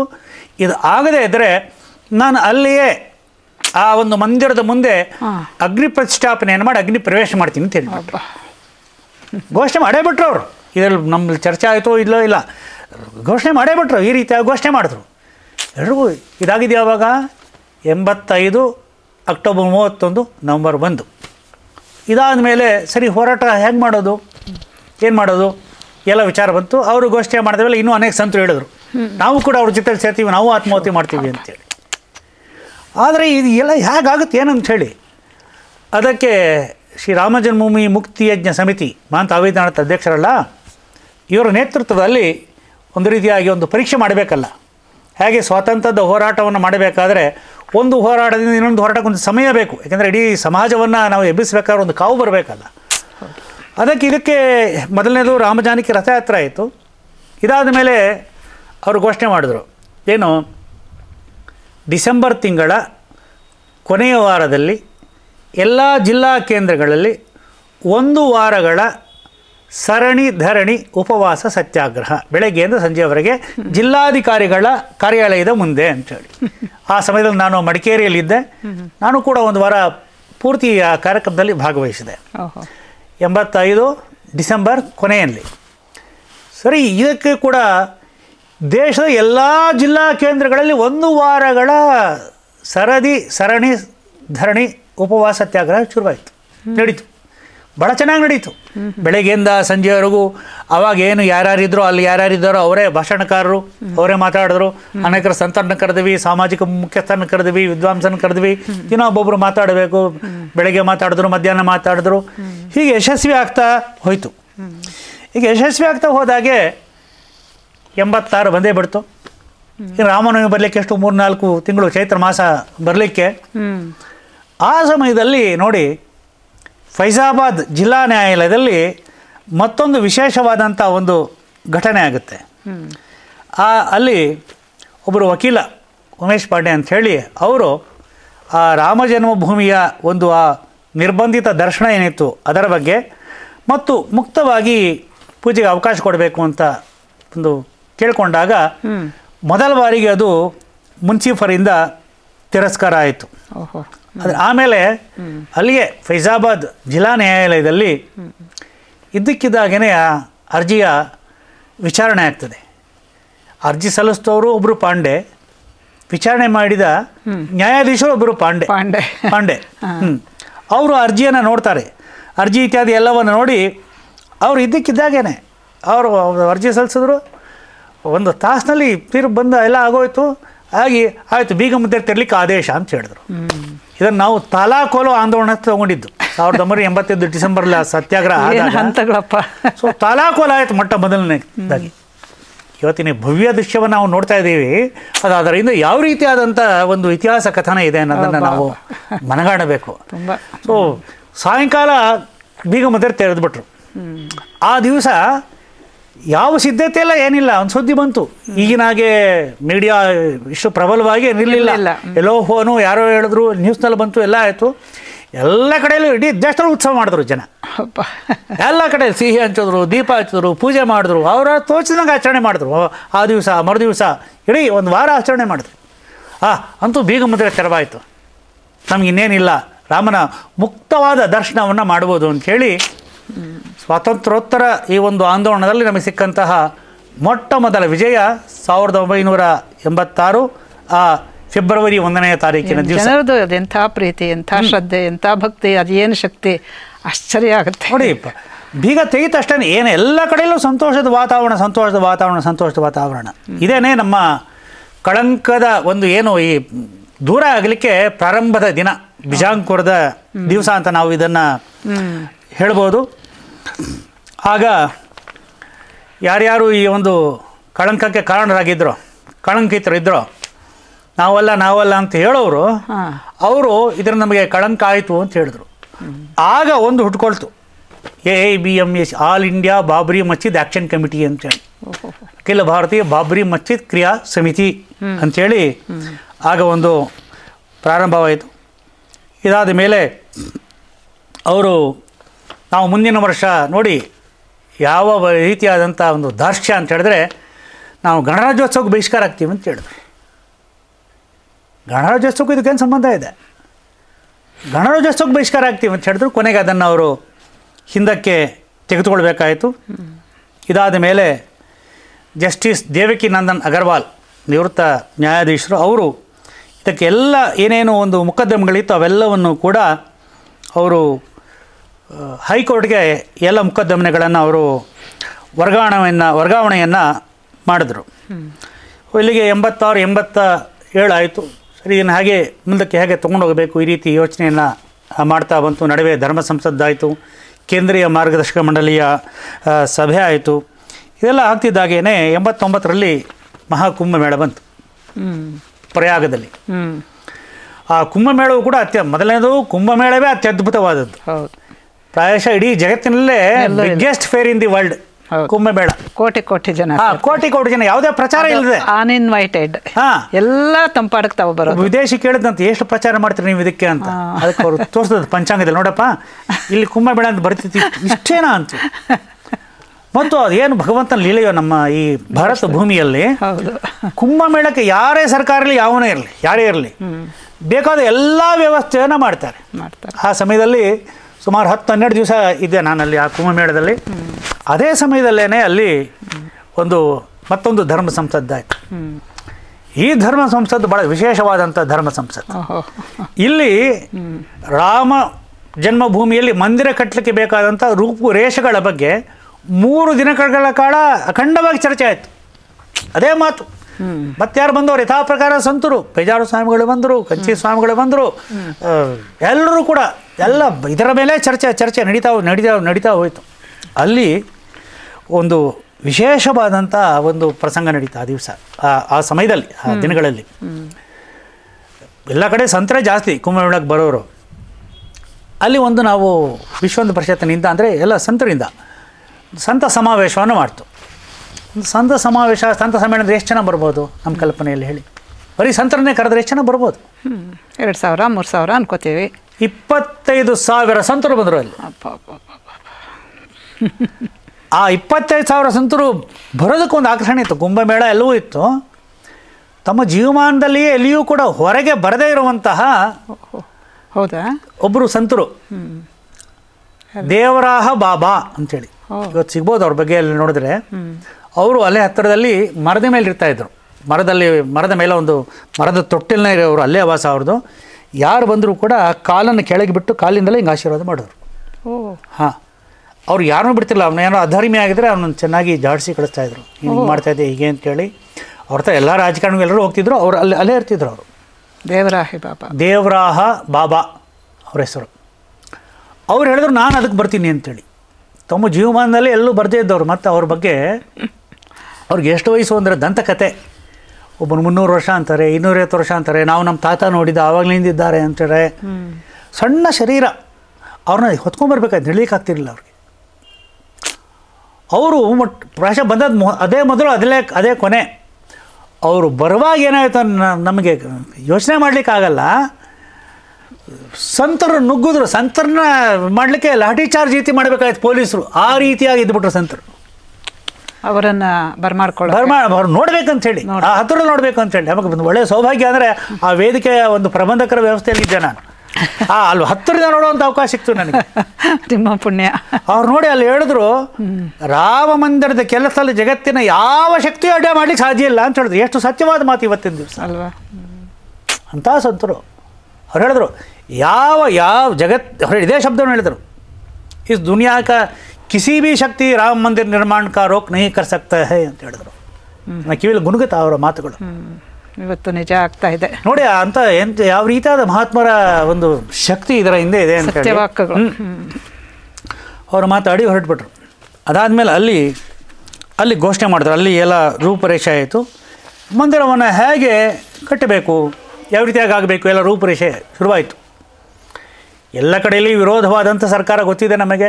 ಎಲ್ಲ ಕಡೆಯಲ್ಲಿ ವಿರೋಧವೇ, ಏನಾಗ್ತದೋ ಏನೋ ಗೊತ್ತಿಲ್ಲ. ವಿರೋಧ. ಹಾಂ, ಸರಿ ತೀರ್ಮಾನ ಮಾಡಿದ್ರು. ಸರಿ, ಅಲ್ಲಿ ಮಂದಿರ ಕಟ್ಟಬೇಕಾದ್ರೆ ಈ ದೇಶದ ಪ್ರತಿಯೊಬ್ಬ ವ್ಯಕ್ತಿ ಪಾಲ್ಗೊಳ್ಳಬೇಕು, ದೇಶದ ಪ್ರತಿಯೊಂದು ಗ್ರಾಮ ಪಾಲ್ಗೊಳ್ಳಬೇಕು. ಅದಕ್ಕೋಸ್ಕರ ಪ್ರತಿಯೊಂದು ಗ್ರಾಮದಿಂದ ಒಂದು ಶ್ರೀರಾಮ ಶಿಲೆಯನ್ನು ಪೂಜೆ ಮಾಡಿ ಅಯೋಧ್ಯೆಗೆ ಕಳಿಸಬೇಕು. ಇದು ನಡೆದದ್ದು ಫೆಬ್ರವರಿಯಲ್ಲಿ ನಿರ್ಣಯ ಮಾಡ್ತಿರೋದು. ಶ್ರೀರಾಮಶಿಲಾ ಪೂಜನ ಅನ್ನುವಂಥ ಒಂದು ಕಲ್ಪನೆ ಅಲ್ಲಿಂದ ಹೊರಹೊಮ್ಮಿತು. ಪ್ರತಿಯೊಂದು ಗ್ರಾಮದಿಂದ ಒಂದು ರಾಮಶಿಲೆಯ ಪೂಜೆಯನ್ನು ಮಾಡಬೇಕು. ಮತ್ತು ಪ್ರತಿಯೊಬ್ಬ ವ್ಯಕ್ತಿ ಅಂದರೆ 1989ರಲ್ಲಿ ₹1.25 ಕಾಣಿಕೆಯನ್ನು ಕೊಡಬೇಕು ಅಂತ. ಸ್ಟಾಂಪ್ಗಿಂತ ಸ್ಟಾಂಪ್ ರೀತಿಯಾದದ್ದೇ ಒಂದು ಸಣ್ಣ ಕೂಪನ್ಗಳನ್ನು ಮಾಡ್ತೇವೆ. ಏನು ಇವತ್ತು ನಾವು ರಾಮ ಮಂದಿರದ ಒಂದು ಚಿತ್ರವನ್ನು ಮನೆಯ ಸಂಪರ್ಕದ ಅಭಿಯಾನದಲ್ಲಿ ಕೊಡ್ತಾ ಇದ್ದೀವಿ, ಅದೇ ಚಿತ್ರ ಸಣ್ಣ ಸ್ಟಾಂಪ್ ರೀತಿಯಲ್ಲಿ ಪ್ರತಿಯೊಬ್ಬ ₹1.25 ಕೊಡಬೇಕು. ರಾಮಶಿಲಾ ಪೂಜೆ ಆಗಬೇಕು. ಈ ಒಂದು ಕಲ್ಪನೆಯನ್ನು ಮಾಡಿದ್ರು. ನವೆಂಬರ್ 9ನೇ ತಾರೀಕು ಅಲ್ಲಿ ಶಿಲಾನ್ಯಾಸ ಮಾಡೋದು ಅಂತ ಘೋಷಣೆಯನ್ನು ಮಾಡಿಬಿಟ್ರು. ಶಿಲಾ ಪೂಜೆ ಪ್ರಾರಂಭ ಆಗ್ತಾ ಹೋಯಿತು. ಸುಮಾರಾಗಿ ಸೆಪ್ಟೆಂಬರ್ ಅಕ್ಟೋಬರ್ ತಿಂಗಳಲ್ಲಿ ಪ್ರಾರಂಭವಾಯಿತು. ನಮ್ಮ ರಾಜ್ಯದಿಂದ 8-9 ರಥಗಳು ಹೊರಟವು.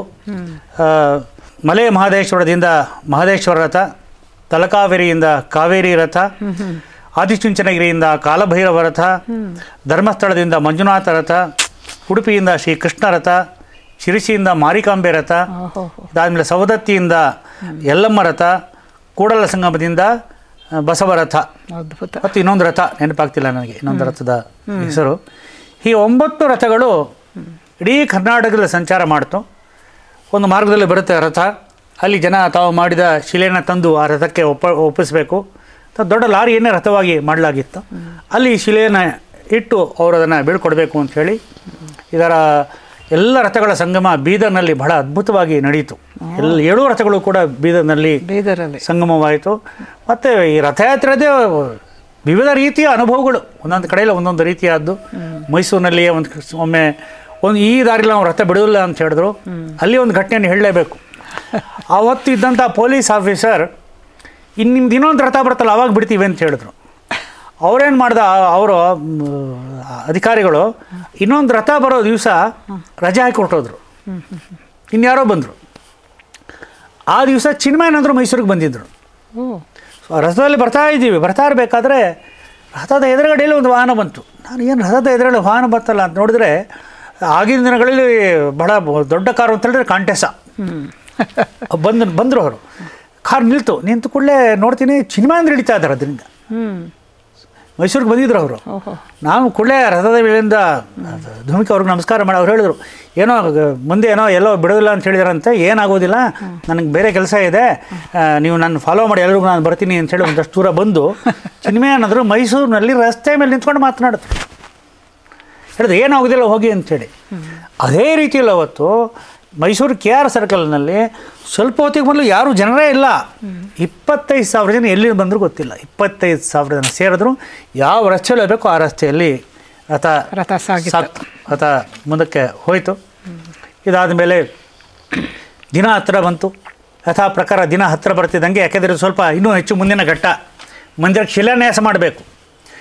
ಶಿಲಾನ್ಯಾಸ ಮಾಡಲಿಕ್ಕೆ ಮಂದಿರದ ಒಂದು ಏನು ಅಳತೆ ಇದೆ, ಇವತ್ತಿನ ಅಳತೆಗಳಿದ್ದಾವೆ ಅದೇ ಅಳತೆನೇ, ಸಣ್ಣ ಪುಟ್ಟ ಬದಲಾವಣೆಗಳಾಗಿದ್ದಾವೆ ಅಷ್ಟೇ. ಅದೇ ರೀತಿಯಲ್ಲೆಲ್ಲ ಮಾಡಿ ನಾವು ಮಂದಿರದ ಸಿಂಹದ್ವಾರ ಎಲ್ಲಿದೆ ಅಲ್ಲಿ ನಾವು ಶಿಲಾನ್ಯಾಸವನ್ನು ಮಾಡೋದು ಅಂತ ಮಾಡ್ತೀವಿ. ಅದು ಏನು ಈ ವಿವಾದಿತ ಕಟ್ಟಡ ಇತ್ತು ಅಲ್ಲಿಂದ ಒಂದು 40-50 ಅಡಿ ಮುಂದಕ್ಕಿತ್ತು. ಅದು ಕಡೆ ಸರಿ ಸರ್ಕಾರ ಎಲ್ಲ ಇವರು ಕಾನೂನು ತಜ್ಞರು ಇವರು ಎಲ್ಲ ನೋಡಿ ಮಾಡಿ ಏನು ಮಾಡೋದು ದಿನ ಹತ್ತಿರ ಬಂತು ಅಂತೇಳಿ ಬಂದೇ ಬಿಡ್ತು. ನವಂಬರ್ 7ನೇ ತಾರೀಕು ಬಂತು. 7ನೇ ತಾರೀಕಿನ ದಿವಸ ಎಲ್ಲವನ್ನು ಮಾಡಿದ್ರು.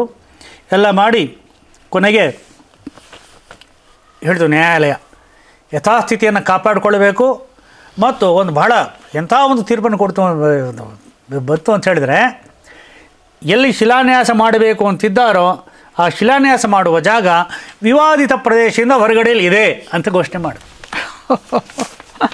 ವಿವಾದಿತ ಪ್ರದೇಶದಿಂದ ಹೊರಗಡೆ ಅಂದರೆ ಶಿಲಾನ್ಯಾಸ ಮಾಡಬಹುದು. ಹಾಂ, ಅದು ಕೂಡ ಅದ್ಭುತವಾದಂಥ ದೃಶ್ಯ. ಇಲ್ಲಿಂದ ಬೇಲಿ ಮಠಾಧೀಶರು ಹೋಗಿದ್ರು, ಪೇಜಾರು ಸ್ವಾಮಿಗಳು ಹೋಗಿದ್ರು, ಎಲ್ಲ ಸಾಧು ಸಂತರೆಲ್ಲರೂ ಸೇರಿದ್ರು. ಯಾರು ಮೊದಲು ಶಿಲಾನ್ಯಾಸ ಮಾಡ್ತಾರೆ ಅಂದಾಗ ಅದು ಕೂಡ ನಮ್ಮ ಸಮಾಜದಲ್ಲಿ ಒಂದು ಇಡೀ ಒಂದು ದೇಶಕ್ಕೆ ಒಂದು ಸಾಮರಸ್ಯದ ಸಂದೇಶವನ್ನು ಕೊಡ್ತು. ಸಮಾಜದ ದೃಷ್ಟಿಯಲ್ಲಿ, ನಮ್ಮ ದೃಷ್ಟಿಯಲ್ಲಿ ಯಾರು ಹಿಂದುಳಿದವರು ಮುಂದುಳಿದವರು ಅನ್ನೋವಂಥದ್ದಿಲ್ಲ, ಎಲ್ಲರೂ ಹಿಂದೂ ಬಂಧುಗಳೇ. ಕಾಮೇಶ್ವರ ಚಾಪಲ್ ಅನ್ನುವಂಥ ಒಬ್ಬ ಸಾಮಾನ್ಯ ಅತ್ಯಂತ ಹಿಂದುಳಿದವನು ಅಂತ ಯಾರು ಸಮಾಜ ಗುರು ಕಾಣ್ತದೆ, ಆ ವ್ಯಕ್ತಿಗಿಂತ ಮೊದಲ ಶಿಲೆಯನ್ನು ಇಡ್ತು. ಹೀಗೆ ರಾಮ ಮಂದಿರಕ್ಕೆ ಮೊದಲ ಶಿಲಾನ್ಯಾಸ ಮಾಡಿದ್ದು ಯಾರು ಅಂದರೆ ಯಾವ ಸಾಧು ಸಂತರು ಮಾಡಲಿಲ್ಲ. ಅವ್ರದ್ದು ಎಂಥ ತ್ಯಾಗ ನೋಡಿ. ಎಲ್ಲವನ್ನ ಮಾಡಿ ಆ ಸಾಮಾನ್ಯ ವ್ಯಕ್ತಿಯ ಕೈಯಲ್ಲಿ ಶಿಲಾನ್ಯಾಸವನ್ನು ಮಾಡಿಸಿದ್ರು. ರಾಮಚಂದ್ರ ಗಹನನ್ನು ಅಪ್ಕೊಳ್ಳಿಲ್ವಾ ಶಬರೆಯಿಂದ. ಅದೇ ರೀತಿಯಲ್ಲಿ ಕಾಮೇಶ್ವರ ಚಾಪಲ್ ಅಲ್ಲಿ ಅವರು ಶಿಲಾನ್ಯಾಸವನ್ನು ಮಾಡಿದ್ರು. ಇದಾದ ಮೇಲೆ ಕೂಡಲೇ ಮರುದಿನವೇ ನಾವು ಅಲ್ಲಿಂದನೇ ಶುರುವಾಯಿತು. ಆಯ್ತು, ನಾವು ಕಾರ ಸೇವೆಯನ್ನು ಮಾಡ್ತೀವಿ ಅಂಥೇಳಿ ಯಥಾ ಪ್ರಕಾರ ಸರ್ಕಾರ ತಡೆಯಿತು. ಮತ್ತು ಆ ದಿವಸ ಒಂದು ವಿಶೇಷವಾದ ಕಾರ್ಯಕ್ರಮ ಆಯಿತು. ಒಂದು ಕರೆಯನ್ನು ಕೊಡ್ತು. ಶಿಲಾನ್ಯಾಸ ಆಗುವ ದಿವಸ ಜಗತ್ತಿನಲ್ಲಿರುವಂಥ ಎಲ್ಲ ಹಿಂದೂಗಳು ಕೂಡ ಅಯೋಧ್ಯೆಯ ಕಡೆಗೆ ತಿರುಗಿ ಪುಷ್ಪಾರ್ಚನೆ ಮಾಡಬೇಕು ಆ ಸಮಯಕ್ಕೆ ಅಂತ. ಎಲ್ಲ ಕಡೆಯಲ್ಲೇ ಆಯಿತು. ಗ್ರಾಮಗಳಲ್ಲಿ ಎಲ್ಲ ಇಡೀ ಜಗತ್ತಿನಲ್ಲಿ ಆಯಿತು. ಎಲ್ಲರೂ ಅಯೋಧ್ಯೆ ಕಡೆಗೆ ತಿರುಗಿ 22ಕ್ಕೆ ದೀಪಾವಳಿ ಮಾಡಿ ಅಂತ ಹೇಳ್ತಿದ್ದಾರೆ ಪ್ರಧಾನಿಗಳು. ಮಾಡಬೇಕು ದೀಪಾವಳಿ ಮಾಡಿ ಆಗುತ್ತೆ. ತಾವಾಗಿ ಯೋಚನೆ ಮಾಡಿಬಿಡ್ತಾರೆ ಈಗಾಗಲೇ ನೋಡಿ. ತಾವಾಗಿ ಎಲ್ಲ ನಿಂತು ಪುಷ್ಪಾರ್ಚನೆಯನ್ನು ಮಾಡ್ತಾ ಇದ್ದಾರೆ. ಇದಾದ ಮೇಲೆ 89 ಆಯಿತು. 1990 ಬಹಳ ಒಂದು ಮುಖ್ಯವಾದಂಥ ಘಟ್ಟ. ನಮ್ಮ ಈ ಸ್ವಾತಂತ್ರ್ಯೋತ್ತರದ ಈ ಒಂದು ಹೋರಾಟದ ಆಂದೋಲನದಲ್ಲಿ ಮುಖ್ಯವಾದ ಘಟ್ಟ. ಅಲ್ಲಿ ಆ ಸಮಯದಲ್ಲಿ ಅಕ್ಟೋಬರ್ 30ನೇ ತಾರೀಕಿಗೆ ಅಲ್ಲಿ ಕಾರ ಸೇವೆಯನ್ನು ಘೋಷಣೆ ಮಾಡಲಾಯಿತು. ಈ ಸಮಯದಲ್ಲೇ ಅದ್ವಾನಿಯವರ ಸೋಮನಾಥದಿಂದ ಅಯೋಧ್ಯೆಯ ರಥಯಾತ್ರೆ ಪ್ರಾರಂಭ ಆಯಿತು. ಇದೇ ಸಮಯದಲ್ಲಿಯೇ ರಾಮಜ್ಯೋತಿ ಅನ್ನುವಂಥ ಒಂದು ವಿನೂತನ ಕಾರ್ಯಕ್ರಮ ಆಯಿತು. ಎಷ್ಟೆಷ್ಟು ರೀತಿಯ ಕಾರ್ಯಕ್ರಮ ಆಯಿತು ಅಂತ ಹೇಳಿದರೆ ಅದ್ಭುತ. ಶಿಲಾಪೂಜೆ ಆಯಿತು, ಆಮೇಲೆ ₹1 ಕಾಣಿಕೆ ಕೊಡೋದಾಯಿತು, ಪುಷ್ಪಾಂಜಲಿ ಮಾಡೋದಾಯಿತು. ಇದಾದ ಮೇಲೆ ರಥಯಾತ್ರೆ ಆಯಿತು ಅದ್ವಾನಿಯವ್ರದ್ದು, ಇಡೀ ದೇಶದಲ್ಲಿ ಜನಜಾಗೃತಿ ಮಾಡಲಿಕ್ಕೆ. ಇನ್ನೊಂದು ರಾಮಜ್ಯೋತಿ ಅನ್ನುವಂಥ ಒಂದು ಕಾರ್ಯಕ್ರಮ ಆಯಿತು ಆ ಸಮಯದಲ್ಲಿ. ನೋಡಿ, ರಾಮಜ್ಯೋತಿ ಅಂದರೆ ಏನು ಕಾರ್ಯಕ್ರಮಗಳು ನಡೆಯುತ್ತಪ್ಪ, ಎಷ್ಟು ನಡೆಯುತ್ತೆ. ನಾವು ಅದು ಇವತ್ತಿನವರೆಗೆ ತುಂಬ ಜನಕ್ಕೆ ಗೊತ್ತೇ ಇಲ್ಲ. ನೀವು ಹೇಳ್ತಾ ಇದ್ದೀರಿ. ಇವತ್ತು ಅನುಕೂಲ ಆಗಿದೆ, ನಾವು ಅಕ್ಷತೆ ಕೊಡ್ತಾ ಇದ್ದೀವಿ, ಏನು ಯಾವ ಇದಿಲ್ಲ. ರಾಮಜ್ಯೋತಿ ಇನ್ನು ಗೊತ್ತಿದೆ. ಅರಣಿಮಥನವನ್ನು ಮಾಡಿ ಅಯೋಧ್ಯೆಯಲ್ಲಿ ಜ್ಯೋತಿ ಉತ್ಪನ್ನವನ್ನು ಮಾಡಿದ್ರು. ಅರಣಿಮಥನ ಮಾಡಿ ಅಲ್ಲಿ ಅದರ ಮಾಡ್ದಂಗೆ ಅಗ್ನಿಹೋತ್ರಕ್ಕೆ ಮಾಡ್ದಂಗೆ ಅಗ್ನಿಹೋತ್ರ ಮಾಡಿದ್ರಲ್ಲಿ ಅರಣ್ಯಗಳಲ್ಲಿ ಅಲ್ಲಿ ಹೋಮ ಮಾಡಿದ್ರು, ಮಾಡಿ ಅದರಿಂದ ಹೋಮ ಮಾಡಿದ್ರು, ಆ ಅಗ್ನಿಯನ್ನು ತೆಗೆದುಕೊಂಡು ರಾಮಜ್ಯೋತಿಯನ್ನು ಮಾಡಿ ಆ ರಾಮಜ್ಯೋತಿಯನ್ನು ಎಲ್ಲ ರಾಜ್ಯ ಕೇಂದ್ರಗಳಿಗೆ ಕಳಿಸಿದ್ರು. ಅಂದರೆ ಒಂದು ಜ್ಯೋತಿ ತರಬೇಕಾದ್ರೆ ಎಷ್ಟು ಹೇಗೆ ತರಬೇಕು ಆ ವೆಹಿಕಲ್ನಲ್ಲಿಲ್ಲ ಅಂತ, ಅದಕ್ಕೋಸ್ಕರ 3-4 ಮಾಡಿಕೊಂಡು ತೊಗೊಂಡು ಹೋಗಲಾಯಿತು. ನಮ್ಮ ರಾಜ್ಯಕ್ಕೆ ಬೆಂಗಳೂರಿಗೆ ಬಂತು. ಏನು ಸಾಹಸ ಮಾಡಿದ್ದಾರೆ. ಹೈದರಾಬಾದಿಗೆ ಬಂತು, ಹೈದರಾಬಾದಿಂದ ಬೆಂಗಳೂರಿಗೆ ಬಂತು. ಇಂಥ ಸಾಹಸ. ಬೆಂಗಳೂರಿನಿಂದ ಒಂದೊಂದು 3-4 ಜಿಲ್ಲೆಗಳಿಗೆ ಸೇರಿ ಒಂದು ವಿಭಾಗ ಅಂಥೇಳಿ, ಆ ವಿಭಾಗದಲ್ಲಿ ರಾಮಜ್ಯೋತಿ ರಥ ಅಂತ ಮಾಡಲಾಯಿತು. ಅಲ್ಲಿ ಮತ್ತು ರಾಮಜ್ಯೋತಿಯನ್ನು ತೊಗೊಂಡು ಹೋಯಿತು. ಅಲ್ಲಿಂದ ಜಿಲ್ಲಾ ಕೇಂದ್ರಕ್ಕೆ ರಾಮಜ್ಯೋತಿ ಹೋಯಿತು, ಅಲ್ಲಿಂದ ತಾಲೂಕು ಕೇಂದ್ರಕ್ಕೆ ಹೋಯಿತು. ಹೀಗೆ ಆ ರಾಮಜ್ಯೋತಿ ಅನ್ನೋದು ಏನು ಇಡೀ ದೇಶದಲ್ಲಿ ರಾಮಜ್ಯೋತಿ ಆಗೋಯ್ತು. ಎಲ್ಲ ಕಡೆಯಲ್ಲೂ ಕೂಡ ರಾಮಜ್ಯೋತಿ ಅದು ಭಾಳ ಒಂದು ವಿಶೇಷವಾದಂಥ ಒಂದು ಅನುಭವ ಅಂತ ಹೇಳಿದ್ರೆ, ಸ್ವತಃ ಅದರಲ್ಲಿ ನಾನು ಭಾಗಿಯಾಗಬೇಕಾಯಿತು ನಿಮಿತ್ತನಾಗಿ. ಮೈಸೂರಿನಲ್ಲಿ ವಿರೋಧ ಬಂತು ರಾಮಜ್ಯೋತಿಯನ್ನು ಹಂಚಲಿಕ್ಕೆ. ಯಾಕಂದರೆ ಶ್ರೀರಂಗಪಟ್ಟಣದಲ್ಲಿ ಒಂದು ಕಡೆ ರಾಮಜ್ಯೋತಿ ನೆಟ್ಟಿವಿ ನಾವು ಶ್ರೀರಂಗಪಟ್ಟಣದಲ್ಲಿ. ಯಾರು ಬರ್ತಾರೆ, ಯಾರೂ ಬರೋದಿಲ್ಲ. ಕೊನೆಗೆ ಏನೋ ಒಂದು ತಂತ್ರವನ್ನು ಮಾಡಿ ಯಾವುದೋ ಒಂದು ಖಾಸಗಿ ವಾಹನವನ್ನು ತೆಗೆದುಕೊಂಡು ಅಲ್ಲಿ ಹೋಗಿ ಅಲ್ಲಿ ಮನೆಯಲ್ಲಿದ್ದ ರಾಮಜ್ಯೋತಿಯನ್ನು ತೊಗೊಂಡು ಬಂದು ಅಲ್ಲಿಂದ ಮೈಸೂರಿಗೆ ತೊಗೊಂಡು ಹೋಗಿ ಮೈಸೂರು ಶ್ರೀಕಂಠದತ್ತ ಒಡೆಯರ ಇವತ್ತಾರು ಮಹಾರಾಣಿ ಇದ್ದಾರೆ, ಅವ್ರ ಮನೆಗೆ ರಾಮಜ್ಯೋತಿ ತೊಗೊಂಡೋಗಿ ಕೊಟ್ವಿ ನಾವು. ಸ್ವೀಕಾರ ಮಾಡಿದ್ರು ಅವರು, ರಾಮಜ್ಯೋತಿ ಹಚ್ಚಿಟ್ರು. ಅದಾದಮೇಲೆ ನರಸೀಪುರ, ಅದಾದಮೇಲೆ ಮಲೆ ಮಹದೇಶ್ವರ ಬೆಟ್ಟಕ್ಕೆ ಗೂಡ್ಸ್ ವೆಹಿಕಲ್ ರಾಮಜ್ಯೋತಿ ತೊಗೊಂಡೋದ್ವಿ. ವೀರಪ್ಪನ ದಿನಗಳಾದ ರಾತ್ರೋರಾತ್ರಿ ಬಿಡೋದಿಲ್ಲ ಪೊಲೀಸರು. ರಾಮನ ಪ್ರಕಟೀಕರಣ ಯಾರ್ಯಾರಲ್ಲಿ ಯಾವ್ಯಾವ ರೀತಿ ಅಂತ ಹೇಳಲಿಕ್ಕೆ ಬರೋದಿಲ್ಲ. ಇಡೀ ಎಲ್ಲರಲ್ಲಿಯೂ ಕೂಡ ರಾಮ ಮೈತಾಳ್ಬಿಟ್ಟಿದ್ದ. ಹಾಂ, ಹೀಗೆ ಆ ರಾಮಜ್ಯೋತಿ ಕಾರ್ಯಕ್ರಮ ಮೈಸೂರಿನಲ್ಲಿ ಭಾಳ ತುಂಬ ಹೋರಾಟವಾಯಿತು. ಅದರಲ್ಲಿ ಅಲ್ಲಿ ನಮ್ಮ ರಥವನ್ನೇ ಸಂಪೂರ್ಣವಾಗಿ ಧ್ವಂಸವನ್ನು ಮಾಡಿಬಿಟ್ರು ಆ ಸಮಯದಲ್ಲಿ. ಆದರೂ ರಾಮಜ್ಯೋತಿ ಎಲ್ಲ ಕಡೆಯಲ್ಲೂ ಕೂಡ ತಲುಪಿತು. ನೋಡಿ, ಆ ಸಮಯದಲ್ಲಿಯೂ ಕೂಡ ಯಾರು ಧ್ವಂಸ ಮಾಡಿದವರು? ಯಾರು? ವ್ಯವಸ್ಥೆ. ನೋಡಿ, ಪ್ರಜಾಪ್ರಭುತ್ವ ಅಂತಾರೆ. ಎಂಥ ಒಂದು ಕಾಂಟ್ರಡಿಕ್ಟರಿ ಇನ್ ಟರ್ಮ್ಸ್ ಅದು. ಪ್ರಜೆಗಳಿಗೆ ಪ್ರಭುತ್ವದ್ದು ಏನೂ ಇಲ್ಲ. ಪ್ರಭುಗಳು ಪ್ರಜೆಗಳನ್ನು ಹಾಳು ಮಾಡೋದಕ್ಕೆ ಎಷ್ಟು ಬೇಕೋ ಅಷ್ಟೆಲ್ಲ. ಯಳಂದೂರಿನಲ್ಲಿ ರಥವನ್ನು ನಿಲ್ಲಿಸ್ಬಿಟ್ರು, ವಿಕಾರ ಇದು. ಆಮೇಲೆ ಮೈಸೂರು ತಗೊಂಡು ಬಂದು ನಾವು ಅದನ್ನು ರಾಮಜನ್ಮಭೂಮಿ ಮಂದಿರದ ಪ್ರತಿರೂಪವನ್ನೇ ಮಾಡಿದ್ವಿ. ರಾಮಜ್ಯೋತಿ ರಥವನ್ನು ಏನು ಮಂದಿರದ ಪ್ರತಿರೂಪವನ್ನೇ ಮಾಡಿದ್ರಿ, ಅದನ್ನು ಮೈಸೂರು ತಗೊಂಡು ಬಂದು ಅದನ್ನು ಧ್ವಂಸ ಮಾಡಿ ಹಾಕ್ಬಿಟ್ರು. ನಮ್ಮ ಜನ ನಮಗೆ ಯಾವಾಗಲೂ ಕೂಡ ತೊಂದರೆ ಅನೇಕ ಬಾರಿ. ಅದರಲ್ಲೂ ಸರ್ಕಾರಗಳು 1990 ಒಂದು ಕಾರ್ಯಸೇವೆ ಇದೆಯಲ್ಲ, ಬಹಳ ಒಂದು ರೀತಿಯಾದ ಹೋರಾಟ, ವೀರ್ಯ, ಶೌರ್ಯ ಎಲ್ಲವೂ ಕೂಡ ಇದೆ. ಅದರಲ್ಲಿ ಬಹಳ ಮನಸ್ಸಿಗೆ ನೋವಾಗುವಂಥ ಸಂಗತಿ ಕೂಡ ಇದೆ. ಅದು ಅಕ್ಟೋಬರ್ 30 ಅಲ್ಲಿ ಕಾರ್ಯಸೇವೆ ಅಂತ ಘೋಷಣೆ ಮಾಡಲಾಯಿತು. ಮುಲಾಯಂ ಸಿಂಗ್ ಮುಖ್ಯಮಂತ್ರಿ. ಇಂಥ ಈ ರೀತಿಯಾದ ಪ್ರತಿರೋಧ ಅಂತ ಹೇಳಿದ್ರೆ ಪ್ರಾಯಶಃ ಪರಿಕೀರಿಂದಲೂ ಕೂಡ ನಮಗೆ ಆ ರೀತಿಯಾದ ಪ್ರತಿರೋಧ ಬಂದಿರಲಿಕ್ಕಿಲ್ಲ. ಆ ರೀತಿಯಾದ ಪ್ರತಿರೋಧ ಬಂತು. ಜಲಿಯನ್ ವಾಲಾಬಾಗ್ ಆಯ್ತಲ್ಲ, ಇನ್ನೊಂದು ಜಲಿಯನ್ ವಾಲಾಬಾಗ್ ಮಾಡಿಬಿಟ್ಟು. ಜಲಿಯನ್ ವಾಲಾಬಾಗ್ಗೆ ಅದು ಸಂಖ್ಯೆ ಗೊತ್ತಿಲ್ಲ ನಮಗೆ. ಆ ಜಲಿಯನ್ ವಾಲಾಬಾಗ್ ಸಂಖ್ಯೆ ಆದರೂ ಗೊತ್ತಾಯ್ತು ನಮಗೆ. ಇಲ್ಲಿ ಏನಾಯಿತು ಅಂತ ಗೊತ್ತಿಲ್ಲ, ಆ ರೀತಿ ಆಯಿತು. ಆದರೆ ಅಲ್ಲಿ ನಡೆದದ್ದಿದೆಯಲ್ಲ, ಇಡೀ ದೇಶದಿಂದ ಜನ ಹೊರಟರು ಅಯೋಧ್ಯೆಗೆ. ಎಲ್ಲ ಕಡೆಯಲ್ಲಿ ಅವನು ಉತ್ತರ ಪ್ರದೇಶಕ್ಕೆ ಎಲ್ಲೆಲ್ಲ ಪ್ರವೇಶ ಮಾಡ್ತೀವೋ ಆ ಎಲ್ಲ ಕಡೆಯಲ್ಲಿ ಹೆದ್ದಾರಿಗಳನ್ನು ಲಿಟ್ರಲಿ ಅವನು ಅದನ್ನು ಹಗಿಸಿ ಅಲ್ಲೆಲ್ಲ ಮುಳ್ಳು ತಂತಿ ಕೊಟ್ಟು ನಾ ಕರೆಂಟ್ ಕೊಡ್ತೀನಿ, ಅದು ಮಾಡ್ತೀನಿ, ಮಿಲಿಟರಿ ನಿಲ್ಲಿಸಿ, ಇದು ಮಾಡಿ ಎಲ್ಲ ಮಾಡಿಬಿಟ್ಟು ಇಡೀ ಉತ್ತರ ಪ್ರದೇಶಕ್ಕೆ ಯಾರು ಬರಬಾರ್ದು, ಯಾರು ಬರಬಾರ್ದು ಅಂತೇಳಿ. ಇದು ಎಲ್ಲರೂ ಇದನ್ನು ಹೇಳ್ತಾರೆ, ನಾವು ಕೇಳಿದ್ದೀವಲ್ಲ. ಏನು ಹಿನ್ನೆಲೆ ಇತ್ತು ಅದಕ್ಕೆ? What was the thing that worked in the mind of this great man Mulayam Singh ಅಂತ? ಸ್ವಾರ್ಥ ಅಷ್ಟೇ, ಏನಿಲ್ಲ. ಏನು ಸ್ವಾರ್ಥ? ಜನರ ಇಷ್ಟು ಅಧಿಕಾರ ಏನೋ ಅರ್ಥ ಆಗೋದಿಲ್ಲ. ಅಧಿಕಾರ, ಹಣ, ಲಾಲಸೆ, ಇದು ಬಿಟ್ಟು ಇನ್ನೇನೂ ಇಲ್ಲ. ಅಲ್ಲ, ಜನಗಳನ್ನು ಈ ರೀತಿ ಗೊಳಕೊಳ್ಳೋದ್ರಿಂದ ಏನು ಅಧಿಕಾರ ಉಳಿಸ್ಕೋತಾರೆ, ಏನು ಮಾಡ್ಕೋತಾರೆ? ಅಲ್ಲ, ರಾವಣನ ಪ್ರತಿನಿಧಿಗಳು. ಅದು ಹೇಳಿ, ಅದು ಹೇಳಿ. ಸಾಕ್ಷಾತ್ ರಾವಣನ ಪ್ರತಿನಿಧಿಗಳಷ್ಟೇ, ಬೇರೆ ಇನ್ನೇನು ಶಬ್ದ ಇಲ್ಲ ಇದನ್ನು ಹೇಳಲಿಕ್ಕೆ. ಆಗಲಿ, ಮುಂದುವರಿಸಿ. ನೋಡಿ, ನಮ್ಮ ಕಾರ್ಯಸೇವಕರು ಹೊರಟ್ರು, ಎಲ್ಲ ಕಡೆಯಿಂದ ಹೊರಟರು, ಎಲ್ಲ ಕಡೆ ತಡೆದ್ರು. ಕೆಲವನ್ನ ಶಾಲೆಗಳಲ್ಲಿ ಇಟ್ಟರು, ಎಲ್ಲೆಲ್ಲ ಇಟ್ಟರು. ಆದರೆ ಉತ್ತರ ಪ್ರದೇಶದ ಜನ ಇದ್ದಾರಲ್ಲ, ಅವರ ಪಾದ ಧೂಳಿಯನ್ನು ಹಾಕ್ಕೊಳ್ಬೇಕು ನಾವು ತಲೆ ಮೇಲೆ. ಆ ಬೇರೆ ಬೇರೆ ಹೇಳಿದ್ರು ಅವರು, ಈ ದಾರಿಯಲ್ಲಿ ಬನ್ನಿ, ಈ ದಾರಿಯಲ್ಲಿ ಬನ್ನಿ. ಹೊಲ ಗದ್ದೆಗಳಲ್ಲಿ, ಗುಡ್ಡ ಕಾಡು ಮೇಡುಗಳಲ್ಲಿ ಅವರು ದಾರಿ ತೋರಿಸ್ತಾ ಬಂದರು. ಅವರು ತಮ್ಮ ಮನೆ ಕಾರ್ಯಸೇವಕರನ್ನು ಕರ್ಕೊಂಡೋದ್ರು. ನೀವು ನಡ್ಕೊಂಡು ಹೋಗ್ತಾ ಇದ್ದೀರಾ ಅಂಥೇಳಿ ಕಾರ್ಯಸೇವಕರಿಗೆ ಲಿಟ್ರಲಿ ಎಣ್ಣೆ ಹಚ್ಚಿ ಬಿಸಿನೀರು ಹಾಕಿ ಸ್ನಾನ ಮಾಡಿಸಿದ್ರು. ಮನೇಲಿ ಊಟಕ್ಕೆ ಕೊಟ್ಟರು. ಸಣ್ಣ ಸಣ್ಣ ಪುಟ್ಟ ಮಕ್ಕಳು ಗದ್ದೆ ಮೇಲೆ ಒಂದು ಕಾರ್ಡ್ ಇಟ್ಕೊಂಡು ಹಿಂಗೆ ನಿಂತಿರೋರು, ಪೋಸ್ಟ್ ಕಾರ್ಡ್. ಈ ಕಾರ್ಯಸೇವೆ ನಾನು ಇರಲಿಲ್ಲ, ನಾನು ಇಲ್ಲೇ ಇದ್ದೆ. ಆ ಪೋಸ್ಟ್ ಗಾರ್ಡ್ ಇಟ್ಕೊಂಡು ಹೇಳೋರು, ನೀವು ಪತ್ರ ಬರೆದು ಕೊಡಿ, ಅಡ್ರೆಸ್ ಬರೆದು ಕೊಡಿ, ನಾವು ಪೋಸ್ಟ್ ಮಾಡ್ತೀವಿ, ನಿಮ್ಮೂರಿಗೆ ತಲುಪಿಸ್ತೀವಿ ಅಂತೇಳಿ. So moving. 90ನೇ ಇಸವಿ ಅಕ್ಟೋಬರ್ 30ನೇ ತಾರೀಕಿನ ದಿವಸ ಅವನು ಹೇಳಿದ್ದ, ಒಂದು ಸೊಳ್ಳೆಯನ್ನು ಕೂಡ ಒಳಗೆ ಬಿಡೋದಿಲ್ಲ, ನಾನು ಹೆಂಗಾಗುತ್ತೆ ಅಂತೇಳಿ. ಹಕ್ಕಿನೂ ಕೂಡ ಒಳಗೆ ಬಿಡೋದಿಲ್ಲ ಅಂತ ಹೇಳಿದ್ನಲ್ಲ. 30ರ ಬೆಳಗ್ಗೆ ಸಾಕ್ಷಾತ್ ಅಶೋಕ್ ಸಿಂಗಲ್ರಲ್ಲಿದ್ದರು. 60,000 ಕಾರ್ ಸೇವಕರಿದ್ರು ಅಲ್ಲಿ. ಅದ್ಭುತ. ತಲೆ ಕೆಟ್ಟೋದು ಅವನಿಗೆ. ಪರಮಾದ್ಭುತ ಇದು. 60,000 ಕಾರ್ ಸೇವಕರು ಅಯೋಧ್ಯೆಯಲ್ಲಿದ್ದರು. ನಾವು ಕಾರ್ ಸೇವೆ ಸಮಯ ಘೋಷಣೆ ಮಾಡಿದ್ದೀವಿ, 11:30 ನಾವು 12 ಗಂಟೆಗೆ ಕಾರ್ ಸೇವೆ ಮಾಡ್ತೀವಿ ಅಂತೇಳಿ. ಆ ಸಮಯದ ಒಂದು ಘಟನೆ ನಡೀತು ನೋಡ್ರಿ, ನಾವು ನಡೀತಾ ಅಂಥೇಳಿ ಅನಿಸ್ಬಿಡ್ತದೆ ನಮಗೆ. ಒಬ್ಬ ರಾಮ್ ಸಾಧು ಅಂತ ಅವ್ರ ಹೆಸರು.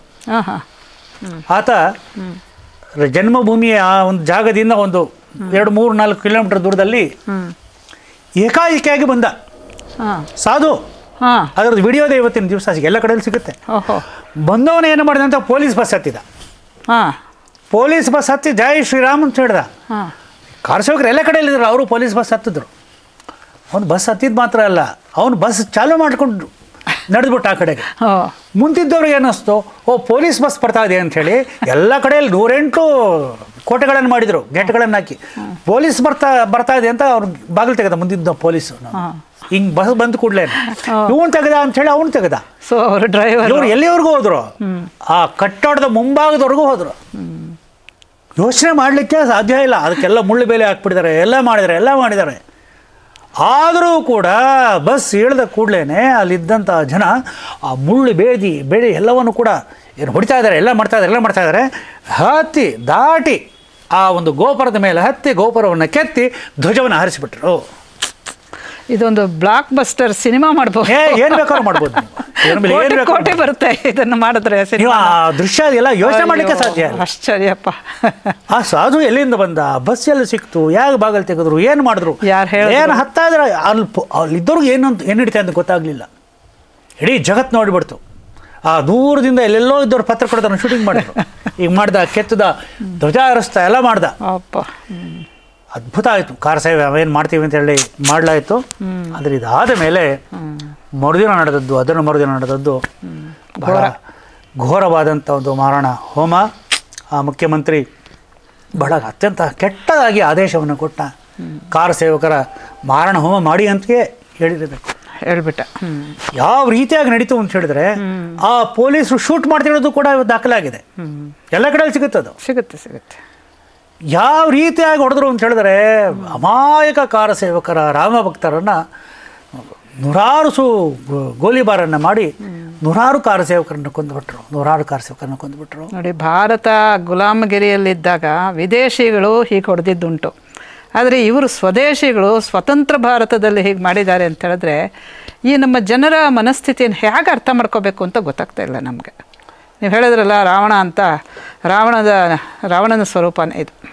ಯಾವ ರೀತಿಯಾದ ಮಾರಣ ಹೋಮ ಆಯಿತು ಅಂತ ಹೇಳಿದ್ರೆ ಆ ದೃಶ್ಯವನ್ನು ಕಲ್ಪನೆ ಮಾಡ್ಕೊಳ್ಳಿಕ್ಕೆ ಆಗೋದಿಲ್ಲ ನಮಗೆ.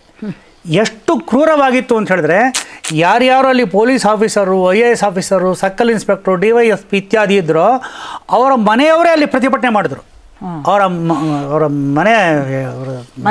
ಮನೆಯವರೆಲ್ಲರೂ ಕೂಡ ಹೆಣ್ಮಕ್ಳು ಮರುದಿನ ಅವ್ರು ಪ್ರತಿಭಟನೆ ಮಾಡಿದ್ರು. ಎಷ್ಟು ಕ್ರೂರವಾಗಿರ್ಬೋದು ಯೋಚನೆ ಖಂಡಿತ. ಯಾವ ರೀತಿಯಾದ ಚಿತ್ರ ಬಂದಿರಬಹುದು. ಆ ಮಾರಣ ಹೋಮ ಸರಿಯೂ ನದಿಯ ತೀರದಲ್ಲಿ ಆ ಎಲ್ಲರ ಸಾಮೂಹಿಕವಾದಂಥ ಒಂದು ದಹನ ಕಾರ್ಯ ಹೃದಯಕ್ಕೆ ಚುಚ್ಚುವಂಥದ್ದು ಇವತ್ತಿಗೂ ಕೂಡ ನೆನಪಿಸ್ಕೊಂಡ. ಹೌದು, ಈ ರೀತಿಯಾಗಿ ಜನ ಅಮಾಯಕರು ತೋರಿಸ್ತಾರೆ. ಪತ್ರಕರ್ತರು ತುಂಬ ಒಳ್ಳೆ ಕೆಲಸ ಮಾಡಿದ್ರು, ಎಲ್ಲೆಲ್ಲೆಲ್ಲೋ ದಾಖಲೆ ಮಾಡಿದ್ರು. ಒಂದು ಟ್ರಕ್ಕಲ್ಲಿ ಹಾಕೊಂಡು ಆ ಟ್ರಕ್ ಎಲ್ಲೋಯ್ತು, ಯಾವ ಸರಿಯೂನಲ್ಲಿ ಎಸೆದ್ರು, ಏನು ಮಾಡಿದ್ರು ಇವತ್ತಿನವರೆಗೂ ಗೊತ್ತಿಲ್ಲ. ಅನೇಕರ ವಿವರಗಳೇ ಸಿಗಲಿಲ್ಲ. ಅದೇ ಹೆಣಗಳಿಗೆಲ್ಲ ಕಲ್ಲು ಕಟ್ಟಿ ಅದನ್ನು ಬಿಟ್ಬಿಟ್ರು ಸರಿಯೋ ನದಿಯಲ್ಲಿ ಅಂತ. ರಾಮ ಅವತಾರ ಸಮಾಪ್ತಿ ಮಾಡಿದಂತಹ ಆ ಸರಿಯೋ ಪವಿತ್ರ ನದಿಯಲ್ಲಿ ಇವನು ಮುಲಾಯಂ ಸಿಂಗು ಹೆಣಗಳನ್ನು ಬಿಟ್ಟ ಅಂತ ಹೇಳ್ತಾರೆ. ಅಂದರೆ ಯಾವ ರೀತಿಯಾದ ಒಂದು, ಆದರೆ ಕಾರ್ ಸೇವೆ ಮಾಡಿದ್ರಲ್ಲ 90ರ ಕಾರ್ ಸೇವೆ ಅದ್ಭುತವಾದದ್ದು. ಆ ಸಾಧು ಬಂದದ್ದು ಮತ್ತು ಜನ ಇಡೀ ದೇಶದ ಅನೇಕರು ಯಾವ ರೀತಿಯಾಗಿ ಹೊರಟಿದ್ರು ಅಂತ ಹೇಳಿದ್ರು. ವಿಲ್ ಬರೆದು ಹೊರಟೋಗಿದ್ರು. ಮನೆಯಿಂದ ಹೊರಡ್ಬೇಕಾದ್ರೆ ಕಾರ್ ಸೇವಕರು, ನಾನು ವಾಪಸ್ ಬರ್ತೀನೋ ಎಲ್ಲೋ, ನಂದಾದ್ಮೇಲೆ ಈ ರೀತಿ ಮಾಡಿ ವಿಲ್ ಬರೆದು ನಾವು ಪ್ರಾಣಾರ್ಪಣೆ ಮಾಡ್ತೀವಿ ಅಂತ. ಇದು ಒಂದು ಬಹಳ ಒಂದು ಮುಖ್ಯವಾದಂಥ ಎಲ್ಲಾದರೂ ನಡೆದಿದೆಯಾ ಈ ಥರದ್ದು? ಜಗತ್ತಿನ ಇತಿಹಾಸದಲ್ಲೇ ಪ್ರಾಯಶಃ ನಡೆದಿರಲಿಕ್ಕಿಲ್ಲ. ಇಲ್ಲ. ಇದಾದ ಮೇಲೆ 91ರಲ್ಲಿ ಮತ್ತೆ ಸಮಾಜ ಮೈಕೊಡುವ ಮೇಲೆ ಹೇಳ್ತು. ಯಾವ ರೀತಿಯಾದಂಥ ಒಂದು ಸಮಾಜ ಪುರುಷ ಎದ್ದ ಅಂತ ಹೇಳಿದ್ರೆ 91 ಏಪ್ರಿಲ್ 4 ದೆಹಲಿಯ ಬೋಟ್ ಕ್ಲಬ್ ರ್ಯಾಲಿ ಪ್ರಾಯಶಃ ನಮ್ಮ ದೇಶದ ಇತಿಹಾಸದಲ್ಲಿ ನಡೆದಿಲ್ಲ, ಮುಂದೆ ನಡೆಯುತ್ತೋ ಇಲ್ಲೋ ಗೊತ್ತಿಲ್ಲ. ಆ ರ್ಯಾಲಿಗೂ ನಾನು ಹೋಗಿದ್ದೆ. ಎಷ್ಟು ಜನ ಸೇರ್ಬೋದು ಒಂದು ರ್ಯಾಲಿ ಅಂತ ಹೇಳಿದ್ರೆ? 30 ಲಕ್ಷ ಜನ ಸೇರಿದರು. 30 ಲಕ್ಷ. ಸ್ವತಃ ನಮ್ಮ ಸಂಘದ ಎಲ್ಲ ಪ್ರಮುಖರು, ಶೇಷಾದ್ರಿ ಎಲ್ಲರೂ ಕೂಡ ಆ ರ್ಯಾಲಿಯಲ್ಲಿ ಎಲ್ಲರನ್ನು ಹುರಿದುಂಬಿಸೋದು ಯಾರು ಅಂತ ಹೇಳಿದ್ರೆ ರವೀಂದ್ರ ಜೈನ್, ರಾಮಾಯಣಕ್ಕೆ ಸಂಗೀತವನ್ನು ಕೊಟ್ಟರಲ್ಲ, ಅವರು ನಿಂತು ಬೆಳಗ್ಗೆಯಿಂದ ಸಂಜೆವರೆಗೂ ಹಾಡ್ತಾಯಿದ್ರು. ಅವ್ರಿಗೆ ಭೌತಿಕ ದೃಷ್ಟಿ ಇಲ್ಲ, ಅಂತರ್ದೃಷ್ಟಿ ಅದ್ಭುತವಾಗಿತ್ತು. Ravindra Jain great musician. ಅವರು ಅಲ್ಲಿ ಹುರಿದುಂಬಿಸೋರು. ನಮಗೆ ಜಾಗವೇ ಇಲ್ಲ, ಒಂದು ಮರದ ಮೇಲೆ ಕುಳಿತುಕೊಳ್ಬೇಕಾಯ್ತು ನಾನು. ಆ ರೀತಿಯ ಜನ, ಇಡೀ ಹನುಮಂತನ ಜೊತೆ 30 ಲಕ್ಷ ಜನ ಸಂದೇಶ ಕೊಟ್ಟರು. ನೋಡಿ, ಇಲ್ಲಿದ್ದಂಥ ಸಂತರು ಯಥಾ ಪ್ರಕಾರ ಅವೈದ್ಯನಾಥ್, ಸತ್ಯಮಿತ್ರಾನಂದಗಿರಿ, ವಾಮದೇವಾನಂದ, ರಾಮಚಂದ್ರ ಪರಮಹಂಸ, ಸ್ವತಃ ನಮ್ಮ ಶೇಷಾದ್ರವ್ರು ಮಾತಾಡಿದ್ರು, ಎಲ್ಲರೂ ಮಾತಾಡಿದ್ರು. ಅದರ ಪರಿಣಾಮವೇ ಕಲ್ಯಾಣ್ ಸಿಂಗ್ ಉತ್ತರ ಪ್ರದೇಶ ಸರ್ಕಾರದಲ್ಲಿ ಮುಖ್ಯಮಂತ್ರಿ ಆದರು ಆ ದಿನಗಳಲ್ಲಿ. ಅದಾದ ಮೇಲೆ ಆ 1 ವರ್ಷದ ಒಂದು ಸಮಯ ಬೇಕಾಯ್ತು ನಮಗೆ. ಯಾಕೆಂದರೆ ಒಂದು ಹೋರಾಟವನ್ನು ಸಿದ್ಧ ಮಾಡಬೇಕಾದ್ರೆ ಸಾಕಷ್ಟು ಸಿದ್ಧತೆಗಳಾಗಬೇಕಾಗ್ತದೆ.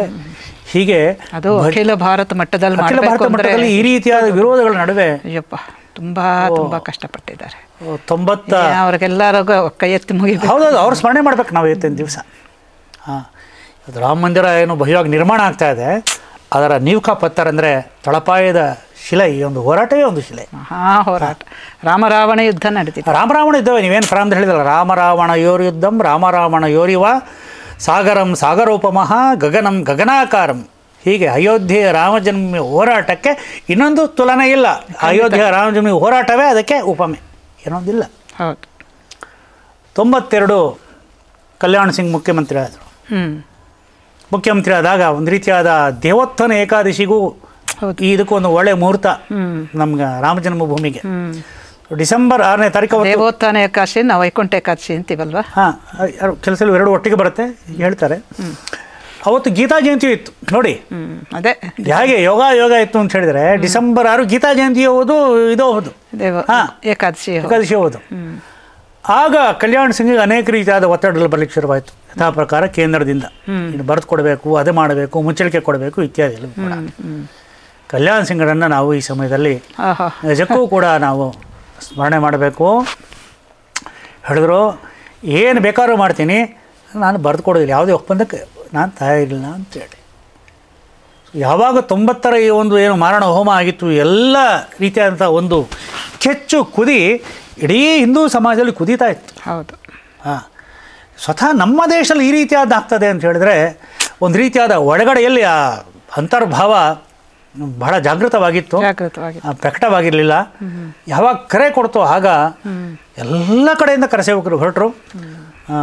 ಶ್ರೀರಾಮನ ಕೃಪೆ ನನಗೂ ಕೂಡ ಅದರಲ್ಲಿ ನೇರವಾಗಿ ಹೋಗಲಿಕ್ಕೆ ಮತ್ತು ನಮ್ಮ ರಾಜ್ಯದ ಮುಖ್ಯಸ್ಥನಾಗಿಯೇ ಹೋಗಲಿಕ್ಕೆ ಒಂದು ಅವಕಾಶವನ್ನು ಹೋಗಿ ಜೀವಂತವಾಗಿ ಬಂದಿದ್ದೀರಿ, ಮಾತಾಡ್ತಿದ್ದೀರಿ. ನಮಸ್ಕಾರ. ಭಗವಂತ ಕೊಟ್ಟ ನಮ್ಮೆಲ್ಲ ಪ್ರಮುಖರು ನನ್ನನ್ನು ಕಳಿಸಿಕೊಟ್ರು ಅಲ್ಲಿಗೆ. 6 ದಿವಸ ಅಲ್ಲಿ ಇರಲಿಕ್ಕೆ ಅವಕಾಶ ಆಯಿತು. ಕಲ್ಯಾಣ್ ಸಿಂಗರ ಒಂದು ಭಾಷಣ ಬಹಳ ಅದ್ಭುತವಾದದ್ದು. ಪುಸ್ತಕ ಇದೆ, ನಿಮಗೆ ತೋರಿಸ್ತೀನಿ. ನಾನು ಹೇಳಿದ್ರು, ನನ್ನ ಮುಂದೆ ಏನಾದರೂ ಕೂಡ ಆಯ್ಕೆ ಬಂದರೆ ಕ್ಯಾ ಆಪ್ ಕುರ್ಚಿ ಚಾತೆ ಹೇ ಮಂದಿರ್ ಚಾತೆ ಹೇ? ಅವ್ರು ಹೇಳಿದ್ರು, ಮೇರಾ ಮೇ ಮಂದಿರ್ ಕೋ ಚುಂತಾ, ನನ್ನ ಆಯ್ಕೆ ಮಂದಿರ ಅಂತ ಹೇಳಿದ್ರು. ಅದ್ಭುತವಾದ ಭಾಷಣ ನೋಡಿ. ಮುಲಾಯಂ ಸಿಂಗ್ ಅಲ್ಲಿ ಕಲ್ಯಾಣ್ ಸಿಂಗ್ ನೋಡಿ, ಕೂಡಲೇ ಹೇಗೆ ಇತಿಹಾಸ ಆಗುತ್ತೆ ಅನ್ಲಿಕ್ಕೆ. ಆ ರೀತಿಯಾದ ಹೋಮ ಮಾಡಿದ ಮುಖ್ಯಮಂತ್ರಿಯಲ್ಲಿ, ಈ ರೀತಿಯಾದ ಮುಖ್ಯಮಂತ್ರಿಯಲ್ಲಿ ಅವ್ರು ಹೇಳಿದ್ರು ಕುರ್ಚಿ ನನ್ನ ಆಯ್ಕೆ. ಆ ಭಾಷಣ ಇವತ್ತು ಸಿಗುತ್ತೆ. ಕಲ್ಯಾಣ್ ಸಿಂಗ್ರಲ್ಲಿ ರಾಮನ ಆವೇಶ. ಅವನು ಅಭಿಷೇಕ ಸಮಯದಲ್ಲಿ ಎಲ್ಲವನ್ನು ಬಿಟ್ಟು ವನವಾಸಕ್ಕೆ ಹೋದ. ಹಾಗೆ ಇವರು ಕೂಡ ಅಧಿಕಾರ ಮೊದಲು ರಾವಣ ತಾನೇ ಮೆರಿಬೇಕಾದ್ದು. ಏನಂ ಸೂರ್ಯ ಪ್ರತಪತಿ ಪಾರ್ಶ್ವೇ ವಾತಿನ ಮಾರುತಃ, ಅದೆಲ್ಲ ಆದ್ಮೇಲೆ ತಾನೇ ರಾಮ ಬರಬೇಕಾದ್ದು. ಹಾಗೆ ರಾಮ ಪ್ರಕಟ ಆದಲ್ಲಿ ಆ ದಿವಸ ಹೇಳಿದ್ರು ಅವರು. ಆ ಭಾಷಣ ಅಂತೂ ಬಹಳ ಅದ್ಭುತವಾದ. ಹೇಳ್ತಾರೆ 3 ಸಲ ಹೇಳ್ತಾರೆ. ಹೇಗೆ ಶಾಸ್ತ್ರವಾಕ್ಯವನ್ನು 3 ಸಲ ಹೇಳಬೇಕು, ತ್ರಿವಾರ ಸತ್ಯ ಅಂತೇಳಿ. ಹಾಗೆ ಮೇ ಕಾರ್ಸವ್ಯಕ್ಕೆ ಊಪರ್ ಗೋಲಿ ನಹಿ ಚಲಾಯಂಗೆ ನಹಿ ಚಲಾಯಂಗೆ ನಹಿ ಚಲಾಯಂಗೆ, ಹಾಗೆ ನಡ್ಕೊಂಡ್ರಲ್ಲ, ಅದ್ಭುತವಾದದ್ದು. Great man. ಡಿಸೆಂಬರ್ ಸುಮಾರು 6ನೇ ತಾರೀಕು ಕರಸೇವೆ ಇದ್ದದ್ದು. 28-29ರಿಂದ ಕಾರ್ಯಸೇವಕರು ಬರ್ಲಿಕ್ಕೆ ಶುರು ಮಾಡಿದ್ರು. 28-29 ತಾರೀಕಿಂದನೇ ಕಾರ್ಯಸೇವಕರು ಬರ್ಲಿಕ್ಕೆ ಶುರು ಮಾಡಿದ್ರು. ಹೀಗೆ ಇರ್ತಾ ಹೋಯ್ತು ಟೆಂಪೋ. ಹೋದಾಗ ಬಹಳ ಕಡಿಮೆ ಜನ ಇದ್ರು, ಆಮೇಲೆ ಜನ ಬರ್ತಾ ಹೋದ್ರು. ಎಂಥ ವ್ಯವಸ್ಥೆಯನ್ನು ಮಾಡಿದ್ರು ಕಲ್ಯಾಣ್ ಸಿಂಗ್ ಅಂತ ಹೇಳಿದ್ರೆ ನಾವು ಕನಸು ಅನ್ಸ್ಬಿಡ್ತೀವಿ. ಇವತ್ತು ನಾನು ಹೇಳಿದ್ರೆ ಏನಪ್ಪ ನಿಜವ ಅಂತ ಅನ್ಸುತ್ತೆ. ಇಡೀ ಅಯೋಧ್ಯೆ ತುಂಬ ಕಾರ್ಯಸೇವಕರಿಗೆ ಬೇಕಾದ ವ್ಯವಸ್ಥೆ. ಒಂದು ಕಡೆಯಲ್ಲಿ ಒಂದು 4-6 ಎಕರೆ ಜಾಗದಲ್ಲಿ ಗೋಧಿ ಹಿಟ್ಟಿನ ಮೂಟೆಗಳು, ಇನ್ನೊಂದು ಕಡೆಯಲ್ಲಿ ಆಲೂಗಡ್ಡೆಯ ಬೆಟ್ಟ, ಇನ್ನೊಂದು ಕಡೆಯಲ್ಲಿ ಎಣ್ಣೆಯ ಟಿನ್ನುಗಳ ಒಂದು ವಿರುದ್ಧ ವ್ಯಕ್ತಿಗಳು ಇದು ಪೇರಿಸಿಟ್ಬಿಟ್ಟಿದ್ದಾರೆ. ಇನ್ನೊಂದು ಕಡೆಯಲ್ಲಿ ಲಕ್ಷಾಂತರ ರಜಾಯಿಗಳು, ಇನ್ನೊಂದು ಕಡೆಯಲ್ಲಿ ಟೆಂಟ್ಗಳನ್ನು ಹಾಕಿಟ್ಟಿದ್ದಾರೆ ಕಾರ್ಯಸೇವಕರು ಬರಬೇಕಂತ. ಹುಲ್ಲನ್ನು ಹಾಕಿ ಚಳಿಗಾಲ ಡಿಸೆಂಬರ್ ಉತ್ತರ ಪ್ರದೇಶ ಮೈನಸ್ಗಳಿರುತ್ತೆ. ಈ ಸಮಯದಲ್ಲಿ ಕಾರ್ಯಸೇವಕರು ಬರ್ತಾ ಹೋದು. ಮತ್ತು ಅಲ್ಲಿ ಬಂದವರು ಎಲ್ಲರಲ್ಲೂ ಕೂಡ ಭಗವಂತ ರಾಮ ಮತ್ತು ರಾಮನಿಂದಾಗಿ ರಾಮನ ದಾಸ ಆವೇಶ ಆಗಿಬಿಟ್ಟಿದ್ದ, ಆವಾಹಿತನಾಗ್ಬಿಟ್ಟಿದ್ದ ಎಲ್ಲರಲ್ಲೂ ಕೂಡ. ಎಲ್ಲರಿಗೂ ನಮಗೆ ಆಹಾರ ಬೇಕು ಅಂತಿರಲಿಲ್ಲ, ಇದು ಬೇಕು ಅಂತಿರಲಿಲ್ಲ, ನಡೀತಾ ಇತ್ತಲ್ಲ ಹಗಲು ರಾತ್ರಿ. ಅವರು ಕೊನೆಗೆ ಒಂದು ವ್ಯವಸ್ಥೆಯನ್ನು ಮಾಡಿದರು. ಆಮೇಲೆ ಹೇಳಿದ್ರು ನಿಮ್ಮ ರಾಜ್ಯಕ್ಕೆ ಬೇಕಾದ ವ್ಯವಸ್ಥೆ ನೀವು ಮಾಡ್ಕೊಳ್ಳಿ ಅಂತ ಹೇಳಿಬಿಟ್ರು. ನಮ್ಮ ರಾಜ್ಯದಕ್ಕೆ ನಾವು ಹೇಳಿದ್ವಿ ಯಾರ್ಯಾರಿಗೆ ಅಡುಗೆ ಬರುತ್ತೆ ಇವೆಲ್ಲ ಬನ್ನಿ, ನೀವೇ ಹೋಗಿ ಏನೋ ಪಾತ್ರೆಗಳನ್ನು ತೊಗೊಂಡು ಬನ್ನಿ ಅಂತ ಹೇಳಿ. ನಮ್ಮ ಮಧುಸೂದನ ಇವೆಲ್ಲ ಇದ್ರು. ಮಧುಸೂದನ್ ಇದ್ರ ಎಲ್ಲ ನಮ್ಮದೇ ನಾವೇ ಒಂದು ಏನು ಪಾಕಶಾಲೆ ಮಾಡಿದ್ವಿ. ಅದರಲ್ಲಿ ಪಾತ್ರೆಗಳಿದ್ದದ್ದು ಕಡಿಮೆ, 24 ಗಂಟೆ ಅಡುಗೆ ಮಾಡೋದು, 24 ಗಂಟೆ ಬಡಿಸೋದು. ಅವ್ರಿಗೆ ಹೇಳಿದ್ವಿ ಒಂದ್ಸಲಿ ಮೊದಲು ತೊಗೊಂಡ್ಬಿಡಿ, ಎರಡನೇ ಸುತ್ತು ನಿಮ್ಗೆ ಸಿಗ್ಬೋದಿಲ್ಲ ಹೋಗುತ್ತಿಲ್ಲ, ಎಲ್ಲರದ್ದು ಆದಮೇಲೆ ಇನ್ನೊಂದ್ಸಲಿ ಅಂತ. ಅದು ನಿರಂತರವಾಗಿ ನಡೀತಾ ಹೋಗುತ್ತೆ. ಎಲ್ಲ ಹಾಕಿ ಒಂದು ಕಿಚಡಿ ಮಾಡಿ ಕೊಡ್ತಾ ಹೋಗೋದು. ಎಷ್ಟು ವ್ಯವಸ್ಥೆ ಮಾಡಬೇಕು ಹೇಗೆ ಅಂತ. ಇಷ್ಟೊತ್ತಿಗೆ ದಿನ ಹತ್ತಿರ ಬಂತು. ರಾಮ ಯಾರ್ಯಾರಲ್ಲಿ ಭಗವಂತ ಅವನು ಲೀಲೆ ಮಾಡ್ತಾನೆ ಗೊತ್ತಿಲ್ಲ. ತೀರ್ಪು ಬರಬೇಕಾಗಿತ್ತು. ಆದರೆ ಏನು ಮಾನ್ಯ ನ್ಯಾಯಾಧೀಶರು ಹೇಳಿದ್ರು ತೀರ್ಪು ನಾವು ಕೊಡ್ಲಿಕ್ಕಾಗಲ್ಲ, ತಡವಾಗಿ ಕೊಡ್ತೀನಿ ಅಂತ ಹೇಳಿದ್ರು. ಅದೊಂದು ರಾಮನ ಕೃಪೆಗೆ. ಕೊಟ್ಬಿಟ್ಟಿದ್ರೆ ಏನಾಗ್ತಿದ್ದೋ ಗೊತ್ತಿಲ್ಲ. ಯಾವಾಗ ತೀರ್ಪು ತಡವಾಗಿ ಕೊಡ್ತೀವಿ ಅಂತ ಹೇಳಿದ್ರು ಕಾರ್ಯಸೇವಕರಲ್ಲಿ ಒಳಗಡೆಯಲ್ಲೇ ಭಾವನೆಗಳ ಬುಗಿ ಲೆಬ್ಬಿಸುತ್ತಾ ಅಂತ ಹೇಳ್ಬೋದು ನಾವು ಅದನ್ನು. ಆ ರೀತಿಯಾಗಿ ರಾಮನೇ ಹನುಮಂತ ಆವೇಶ ತಾಳ್ಬಿಟ್ಟ ಅಲ್ಲಿ. ಕೊನೆಗೆಲ್ಲ ತೀರ್ಮಾನ ಮಾಡ್ತಾರೆ ಏನು ಮಾಡಬೇಕು. ಸಾಕ್ಷಾತ್ ಅಶೋಕ್ ಸಿಂಘಾಲ್ ಸ್ಮರಣೆ ಮಾಡಬೇಕು ಇನ್ನೊಂದು ಈ ಸಮಯದಲ್ಲಿ ನಾವು. ಇಡೀ ಆಂದೋಲನದಲ್ಲಿ ಸಂತರನ್ನ ಮೇಲೆ ಕೆಪ್ಸಿದ್ದು ಅಂತ ಹೇಳಿದ್ರೆ ಅಶೋಕ್ ಸಿಂಘಾಲ್ ಇದ್ರು. ಸ್ವತಃ Howe Seshadri ಅವರಿದ್ರು. Howe Seshadri, ಕುಸಿ Sudarshan G, ನಮ್ಮವರು, ಲಾಲ್ ಕೃಷ್ಣ ಅದ್ವಾನಿ, ಮದನ್ ಲಾಲ್ ಖುರಾನ, ಮುರಳಿ ಮನೋಹರ್ ಜೋಶಿ, ಪೇಜಾರ ಸ್ವಾಮಿಗಳು, ಅದಮಾರ ಸ್ವಾಮಿಗಳು, ಅಂದಿರ ಇವರು ನಮ್ಮ ವಿದ್ಯಾಭೂಷಣರು, ಇನ್ನೂ ಜ್ಯೇಷ್ಠರು ಎಲ್ಲ ಸೇರಿಬಿಟ್ಟಿದ್ದಾರೆ ಅಲ್ಲಿ. ಆ ಜನ ಸಮೂಹದಲ್ಲಿ ಸರ್ವಸಾಮಾನ್ಯರಂತ ಹಿಡಿದು ದೊಡ್ಡ ನೇತಾರು ಅನ್ನಿಸ್ಕೊಳ್ಳೋರು ಎಲ್ಲರೂ ಕೂಡ ಅಲ್ಲಿ ಭಾಗವಹಿಸಿದರು. ಸ್ವತಃ ಅಶೋಕ್ ಸಿಂಘಾಲ್ರಂತೂ ಕೂಡ ಅಲ್ಲಿಯೇ ಇದ್ದರು. ಅವರ ಜೊತೆಯಲ್ಲಿ ನಮ್ಮ ವಿಶ್ವಹಿಂದೂ ಪರಿಷತ್ತಿನ ಎಲ್ಲ ರಾಷ್ಟ್ರೀಯ ಮಟ್ಟದ ಅಧಿಕಾರಿಗಳಿದ್ದರು. ಮಿಗಿಲಾಗಿ ಸ್ವತಃ ಓ.ವಿ. ಶೇಷಾದ್ರಿ ಅವರು, ಸಂಘದ ಸರಕಾರಿ ವಾಹರು, ಸ್ವತಃ ಅಲ್ಲಿ ನಿಂತು ಮಾರ್ಗದರ್ಶನ ಮಾಡ್ತಿದ್ರು. ಅತ್ಯಂತ ಸಾಮಾನ್ಯರಾಗಿ ಸಂಘದ ಸರಕಾರಿ ವಾಹರು ಅಂದ್ರೇನು, ಅವರು ನಮ್ಮ ಶಿಬಿರಕ್ಕೆ ಬಂದರು, ನಮ್ಮ ಜೊತೆಯಲ್ಲಿ ಮಾತಾಡಿದ್ರು, ನಮ್ಮ ಜೊತೆಯಲ್ಲಿ ಬೆರೆತರು ಬಹಳ ಸರಳವಾಗಿ. ಆಮೇಲೆ ಕೂಸಿ ಸುದರ್ಶನ್ ಜಿ ಸರಸಂಘಚಾಲಕರಾದವರು, ಅವರಿದ್ದರು. ಹಾಗಿರಲಿಲ್ಲ, ಇನ್ನೂ ಬೌದ್ಧಿಕ ಪ್ರಮುಖರಾಗಿದ್ದರು, ಮುಂದೆ ಸರಸಂಘ ಚಾಲಕರಾಗ್ತಾರೆ ಅವರು. ಕೂಸಿ ಸುದರ್ಶನ್ ಜಿ ಇದ್ದರು, ಮುರಳಿ ಮನೋಹರ್ ಜೋಶಿ, ಎಲ್ ಕೆ ಅದ್ವಾನಿ, ಆಮೇಲೆ ಸಾಧ್ಯೂರ್ ತಂಬರ, ಆಚಾರ್ಯ ಧರ್ಮೇಂದ್ರ, ಪೇಜಾರ ಸ್ವಾಮಿಗಳು, ಅದಮಾರ ಮಠಾಧೀಶರು, ವಿದ್ಯಾಭೂಷಣರು, ಹೀಗೆ ಎಲ್ಲ ಸಂತರು ಕೂಡ ಎಲ್ಲರೂ ಕೂಡ ಅಲ್ಲಿ ಇದ್ದರು. ಇದೊಂದೇ ಸಂದರ್ಭ ಅನ್ಸುತ್ತೆ ರಾಜಕೀಯದವರು ಸೇರ್ಕೊಂಡಿದ್ದು. ಹೌದು ಅಲ್ವಾ? ಮುರಳಿ ಮನೋಹರ್ ಜೋಶಿಜಿ ಮತ್ತೆ ಅದ್ವಾನಿ ಎಲ್ಲರೂ ಇದು. ಮದನ್ ಲಾಲ್ ಖುರಾನ ದೆಹಲಿಯಿಂದ ಅವರು ಬಂದಿದ್ರು. ಹೀಗೆ ನಮ್ಮ ರಾಜ್ಯದಿಂದ ಡಾಕ್ಟರ್ ತಂಗ ಅಂತ ಒಬ್ಬರಿದ್ರು. ಹೌದು, ಎಂ ಆರ್ ತಂಗ ಇಂಥ ಒಂದು MLC ಆಗಿದ್ರು. ಪ್ರಾಯಶಃ ಅಧ್ಯಕ್ಷ ಆದರೂ ಕಾಣುತ್ತೆ ಅವ್ರು ಮುಂದೆ ಬಿಜೆಪಿಗೆ. ಅವರು ಬಂದಿದ್ರು. ಇನ್ನು ಇವತ್ತಿನೆಲ್ಲ ನಾಯಕರುಗಳು ಇದ್ರು, ನಮ್ಮ ರಾಜ್ಯದವರು ಸಾಕಷ್ಟು ಜನ ಇದ್ದರು, ಇವರೆಲ್ಲ ಇದ್ದರು. ಇವರೆಲ್ಲರೂ ಕೂಡ ಬಹಳ ಜನಸಾಮಾನ್ಯ ಜೊತೆಯಲ್ಲಿ ಬೆರೆತು ಓಡಾಟವನ್ನು ಮಾಡ್ಕೊಂಡೆಲ್ಲ ಮಾಡ್ತಿದ್ರು. ಹೀಗಿರುವಾಗ ದಿನ ಹತ್ತಿರಕ್ಕೆ ಬಂದೇ ಬಿಡ್ತು. ನಮಗೆ ಕುತೂಹಲ, 1, 2, 3, 4, 5 ಏನು ಬಂತು, ಏನಾಗ್ತದೆ, ಏನು ಅಂಥೇಳಿ ಆ ಡಿಸಿಷನ್ ಮಾಡಬೇಕಲ್ಲ, ಏನು ಮಾಡಬೇಕಂತೇಳಿ. ಜನ ಬಂದುಬಿಡ್ತಿದ್ದಾರೆ ಎಲ್ಲ ಕಡೆಯಿಂದ. 10 ಲಕ್ಷ ಜನ ಅಯೋಧ್ಯೆ ಕಡೆಗೆ ಹೊರಟುಬಿಟ್ಟಿದ್ದಾರೆ ಇಡೀ ದೇಶದಿಂದ. ಆ ದೃಶ್ಯವನ್ನು ಕಲ್ಪನೆ ಮಾಡ್ಕೊಳ್ಳೋದೇ ಅದ್ಭುತ. ಈ ಕಡೆ ಈ ಒಂದು ದಾರಿಯಲ್ಲಿ ಜನ, ಆ ದಾರಿಯಲ್ಲಿ ಜನ, ಆ ದಾರಿಯಲ್ಲಿ ಜನ, ಕಾಶ್ಮೀರದಿಂದ ಜನ, ಬಂಗಾಳದಿಂದ ಜನ, ಗುಜರಾತಿನಿಂದ ಜನ, ದಕ್ಷಿಣದಿಂದ ಜನ, ಆಗನ ಜನ ಸಾಗರ ಎಲ್ಲರೂ ಅಯೋಧ್ಯೆಯಲ್ಲಿ ಸೇರ್ತಾ ಇದ್ದಾರೆ. ದಶ ದಿಕ್ಕುಗಳಿಂದ, ಎಲ್ಲ ಕಡೆಯಿಂದಲೂ ಕೂಡ. ಅಷ್ಟು ಮಾತ್ರ ಅಲ್ಲ, ನನ್ನ ಭಾವನೆ ಸಾಕ್ಷಾತ್ ದೇವತೆ ಋಷಿಗಳು ಕೂಡ ಬಂದ್ಬಿಟ್ಟಿದ್ದಾರೆ ಅವತ್ತಿನ ದಿವಸ. ಹಾಂ, ಆ ದಿನ ಹತ್ತಿರ ಬಂತು. ಕೊನೆಗೆ ತೀರ್ಮಾನ ಮಾಡಬೇಕಲ್ಲ, ತೀರ್ಮಾನ ಮಾಡಿದ್ರೆ ಏನು ಮಾಡೋದು? ಇಷ್ಟು ಜನ ಅಯೋಧ್ಯೆಯಲ್ಲಿ ಸುಮಾರು 2.5-3 ಲಕ್ಷ ಜನ ಇದ್ದಾರೆ ಆ ದಿವಸ. ನಿಮಗೆ ಜಾಗನೇ ಇಲ್ಲ. ಸಾಸಿವೆ ಕಾಳು ಹಾಕಿದ್ರೂ ಜಾಗ ಇಲ್ಲ. ಅಯ್ಯೋ, ನುಗ್ಗಲಾದರೆ ಒಂದು 25-30 ಸಾವಿರ ಜನ ಸತ್ತೋಗ್ಬೋದು. ಸಣ್ಣ ಊರಲ್ವಾ ಅವಾಗ? ಚಿಕ್ಕದದ. ಎಲ್ಲ ಕಡೆಯಲ್ಲಿ ಜನ. ಆಗನೇ ನೆನಪಾಗ್ತಿತ್ತು, ಆ ಬೀಗದ ಹಿಂದೆ ನೋಡ್ತಿದ್ದಂಥ ರಾಮನ್ ನೋಡ್ತಿದ್ದಂಥ ಅಯೋಧ್ಯೆ ಯಾವುದು, ಬೀಗ ತೆರೆದ ಮೇಲೆ ನೋಡಿದಂಥ ಅಯೋಧ್ಯೆ ಯಾವುದು, ಈಗ ನೋಡ್ತಿರುವಂಥ ಅಯೋಧ್ಯೆ ಯಾವುದು ಅಂತೇಳಿ. ದಿನ ಹತ್ರ ಬಂತು, ತೀರ್ಮಾನ ಮಾಡಿದ್ರು. ಏನು ತೀರ್ಮಾನ ಮಾಡಿದ್ರು? ಏನು ಕಳಂಕಿತ ಕಟ್ಟಡದ ಹಿಂದೆ ಒಂದು ದೊಡ್ಡ ಹಳ್ಳ ಇತ್ತದು. ಹೀಗೆ ಇದು ಸ್ವಲ್ಪ ಎತ್ತರಕ್ಕೆ ಹೀಗೆ ಎತ್ತರ ಇತ್ತು, ಹಿಂದೆ ದೊಡ್ಡ ಹಳ್ಳ ಇತ್ತು. ಅಲ್ಲಿ ಎಲ್ಲರೂ ಕೂಡ ಸರಿಯೋ ನದಿಯಿಂದ ಅಷ್ಟು ಲಕ್ಷಾಂತರ ಜನ ಒಂದು ಹಿಡಿ ಮರಳು ತಂದು ಹಾಕಿದ್ರೆ ಹಳ್ಳ ಮುಚ್ಚೋಗ್ಬಿಡುತ್ತಲ್ಲ. ಸೊ ಇದು ಘೋಷಣೆ ಮಾಡಿದ್ದು. ಕಾರ ಸೇವೆ ಏನು ಅಂತ ಹೇಳಿದ್ರೆ ಇದು ಎಲ್ಲರೂ ಬಂದು ಸೇತುವೆ ಕಟ್ಟದ ಹಾಗೆ ಎಲ್ಲರೂ ಸೇರಿಕೊಂಡು ಮರಳು ಹಾಕಬೇಕು ಅಂತೇಳಿ ಹಳ್ಳಿ ಸೇವೆ ಮಾಡಬೇಕು ಅನ್ನೋ ರೀತಿಯಲ್ಲಿ ಹೇಳ್ಬೋದು ನಾವು, ಮರಳು ಅಂತ ಹೇಳಿದರೆ. ಆದರೆ ಆ ದಿನ ಏನು ನಡೆಯುತ್ತಲ್ಲ, ಪರಮಾದ್ಭುತವಾದದ್ದು, ಅಕಲ್ಪನೀಯ. ನ ಭೂತೋ ನ ಭವಿಷ್ಯತಿ ಗೊತ್ತಿಲ್ಲ, ಹೌದು, ಆ ರೀತಿ ಆದದ್ದು.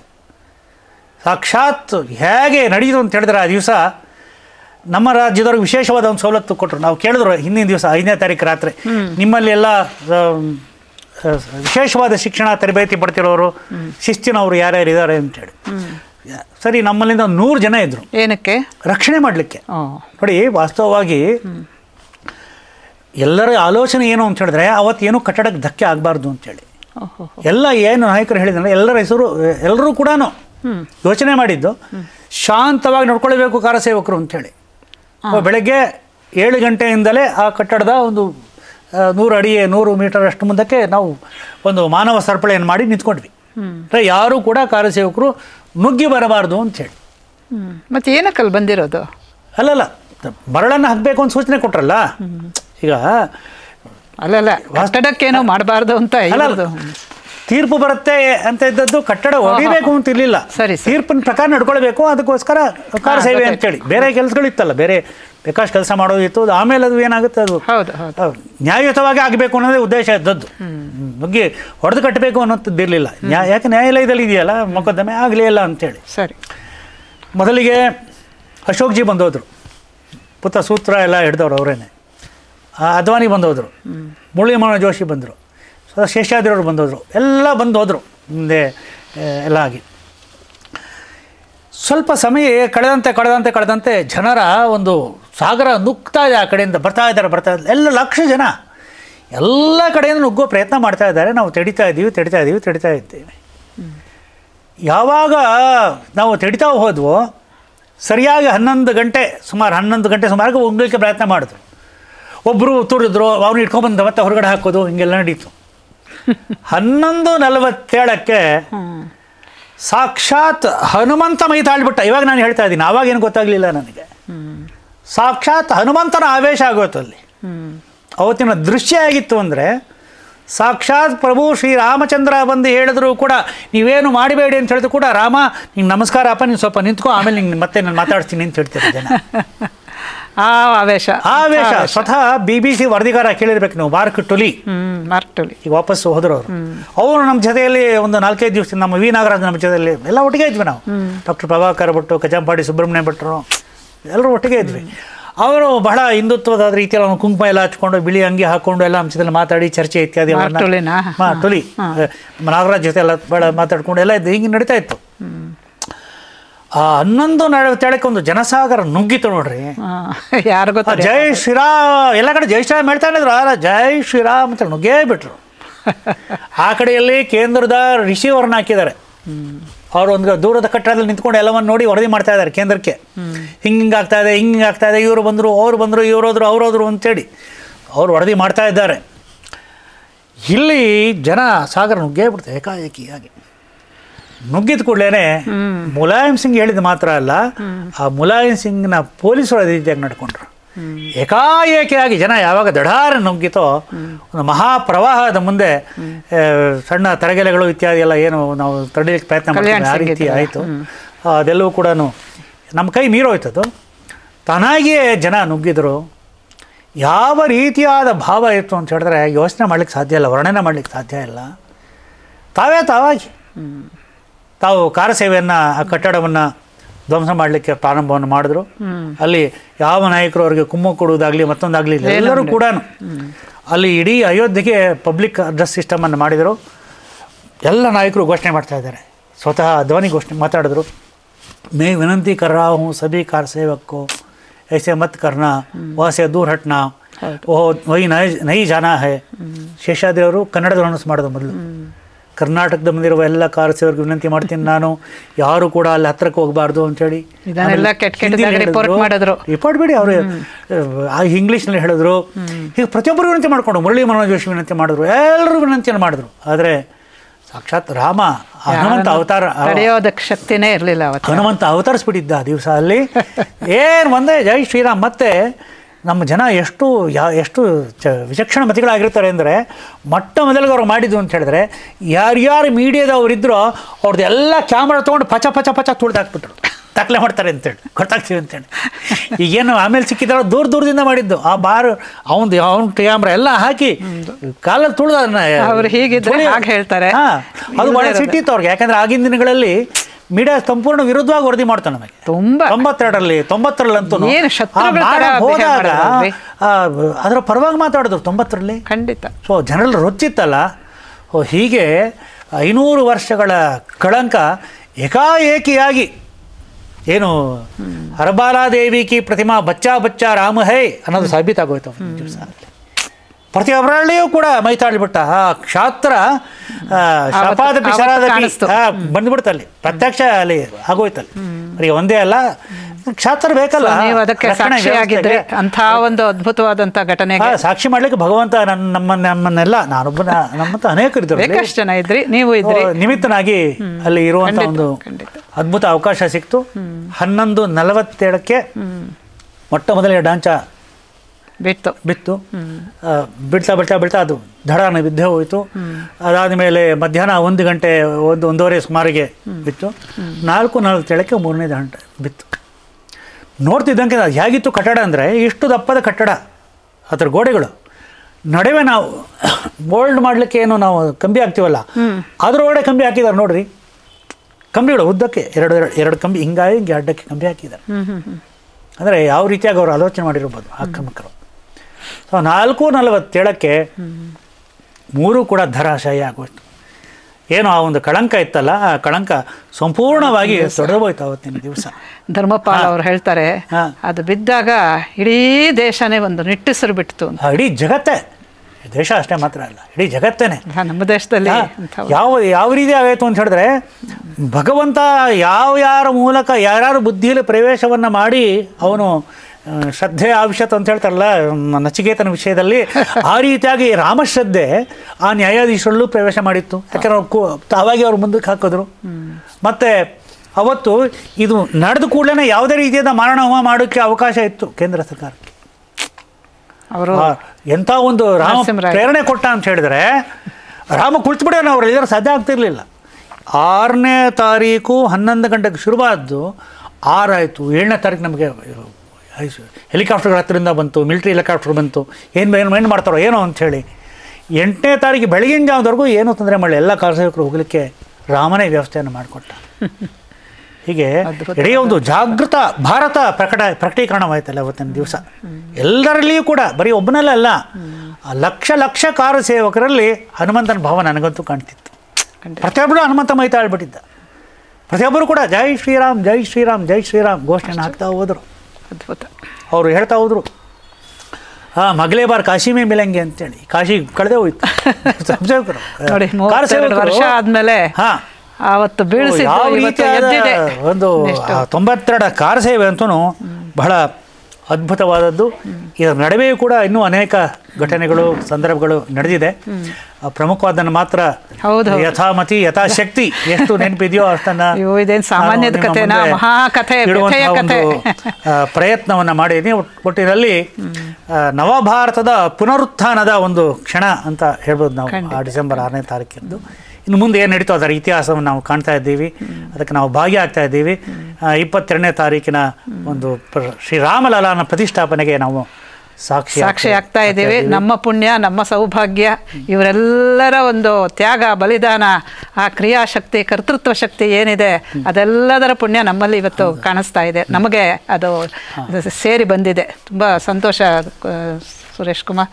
ನಿಜವಾಗ್ಲೂ ನೀವು ಭಾಗವಹಿಸಿದವರು, ಕಣ್ಣಿಂದ ಕಂಡವರು ಇವತ್ತು ಅದನ್ನೆಲ್ಲ ನೆನಪಿಸ್ಕೊಂಡು ನಮ್ಮ ವೀಕ್ಷಕರಿಗೋಸ್ಕರವಾಗಿ ಮತ್ತೆ ಹೇಳಿದ್ದೀರಾ. ನಿಜವಾಗ್ಲೂ ಇದೊಂದು ಅತ್ಯಂತ ಅದ್ಭುತವಾದಂಥ ಅಪರೂಪದ ಕಾರ್ಯಕ್ರಮ ಅಂತ ಅಂದ್ಕೊಳ್ತಾ ಇದ್ದೀನಿ ನಾನು. ನಮ್ಮ ಲೀಲಾಜಾಲದ ಮೂಲಕ ನಿಮಗೆ ಅದರ ಶ್ರೇಯಸ್ಸೆಲ್ಲ ಸಲ್ಲಬೇಕು. ಇರಲಿ, ನೀವು ಬಂದು ಹೇಳಿದ್ರಲ್ಲ, ಅಲ್ಲಿ ಹೋಗಿದ್ದವರು ಇವತ್ತು ನೆನಪಿಸ್ಕೊಂಡು ಸಣ್ಣ ಅವಕಾಶ ಭಗವಂತ ಕೊಟ್ಟ ಅಳಿಲು ಸೇವೆ ಅಷ್ಟೇನೆ. ಅಳಿಲು ರೀತಿಯಲ್ಲಿ ಈ ಥರ ಎಲ್ಲರದು ನಮ್ಮದು ಅಳಿಲು ಸೇವೆನೆ, ಎಷ್ಟು ಮಾಡಿದ್ರು ಸಾಲದು. ಯಾಕೆಂದರೆ 1528ರಿಂದ ಹೋರಾಟ ನಡೆದು 3 ಲಕ್ಷಕ್ಕಿಂತ ಹೆಚ್ಚಿನ ಜನರ ಬಲಿದಾನ ಆಯಿತು. ಅಲ್ಲಿ ಸ್ವಾತಂತ್ರ್ಯೋತ್ತರದಲ್ಲೂ ಕೂಡ ಬಲಿದಾನ ಆ ರೀತಿಯಾದದ್ದು ಸ್ವಲ್ಪ ಖೇದ ಅಂತ ಅನಿಸುತ್ತೆ. ಆದರೂ ಕೂಡ ಎಲ್ಲಕ್ಕೂ ಕೂಡ ಒಂದು ಫಲ ಸಿಕ್ಕಿದೆ. ನಿಜವಾಗ್ಲೂ ಒಂದು ಮಹಾಕಥೆ, ವ್ಯಥೆಯ ಕಥೆ ಆಯಿತು. ಸಂತೋಷ. ಧನ್ಯವಾದ. ನಮಸ್ತೆ.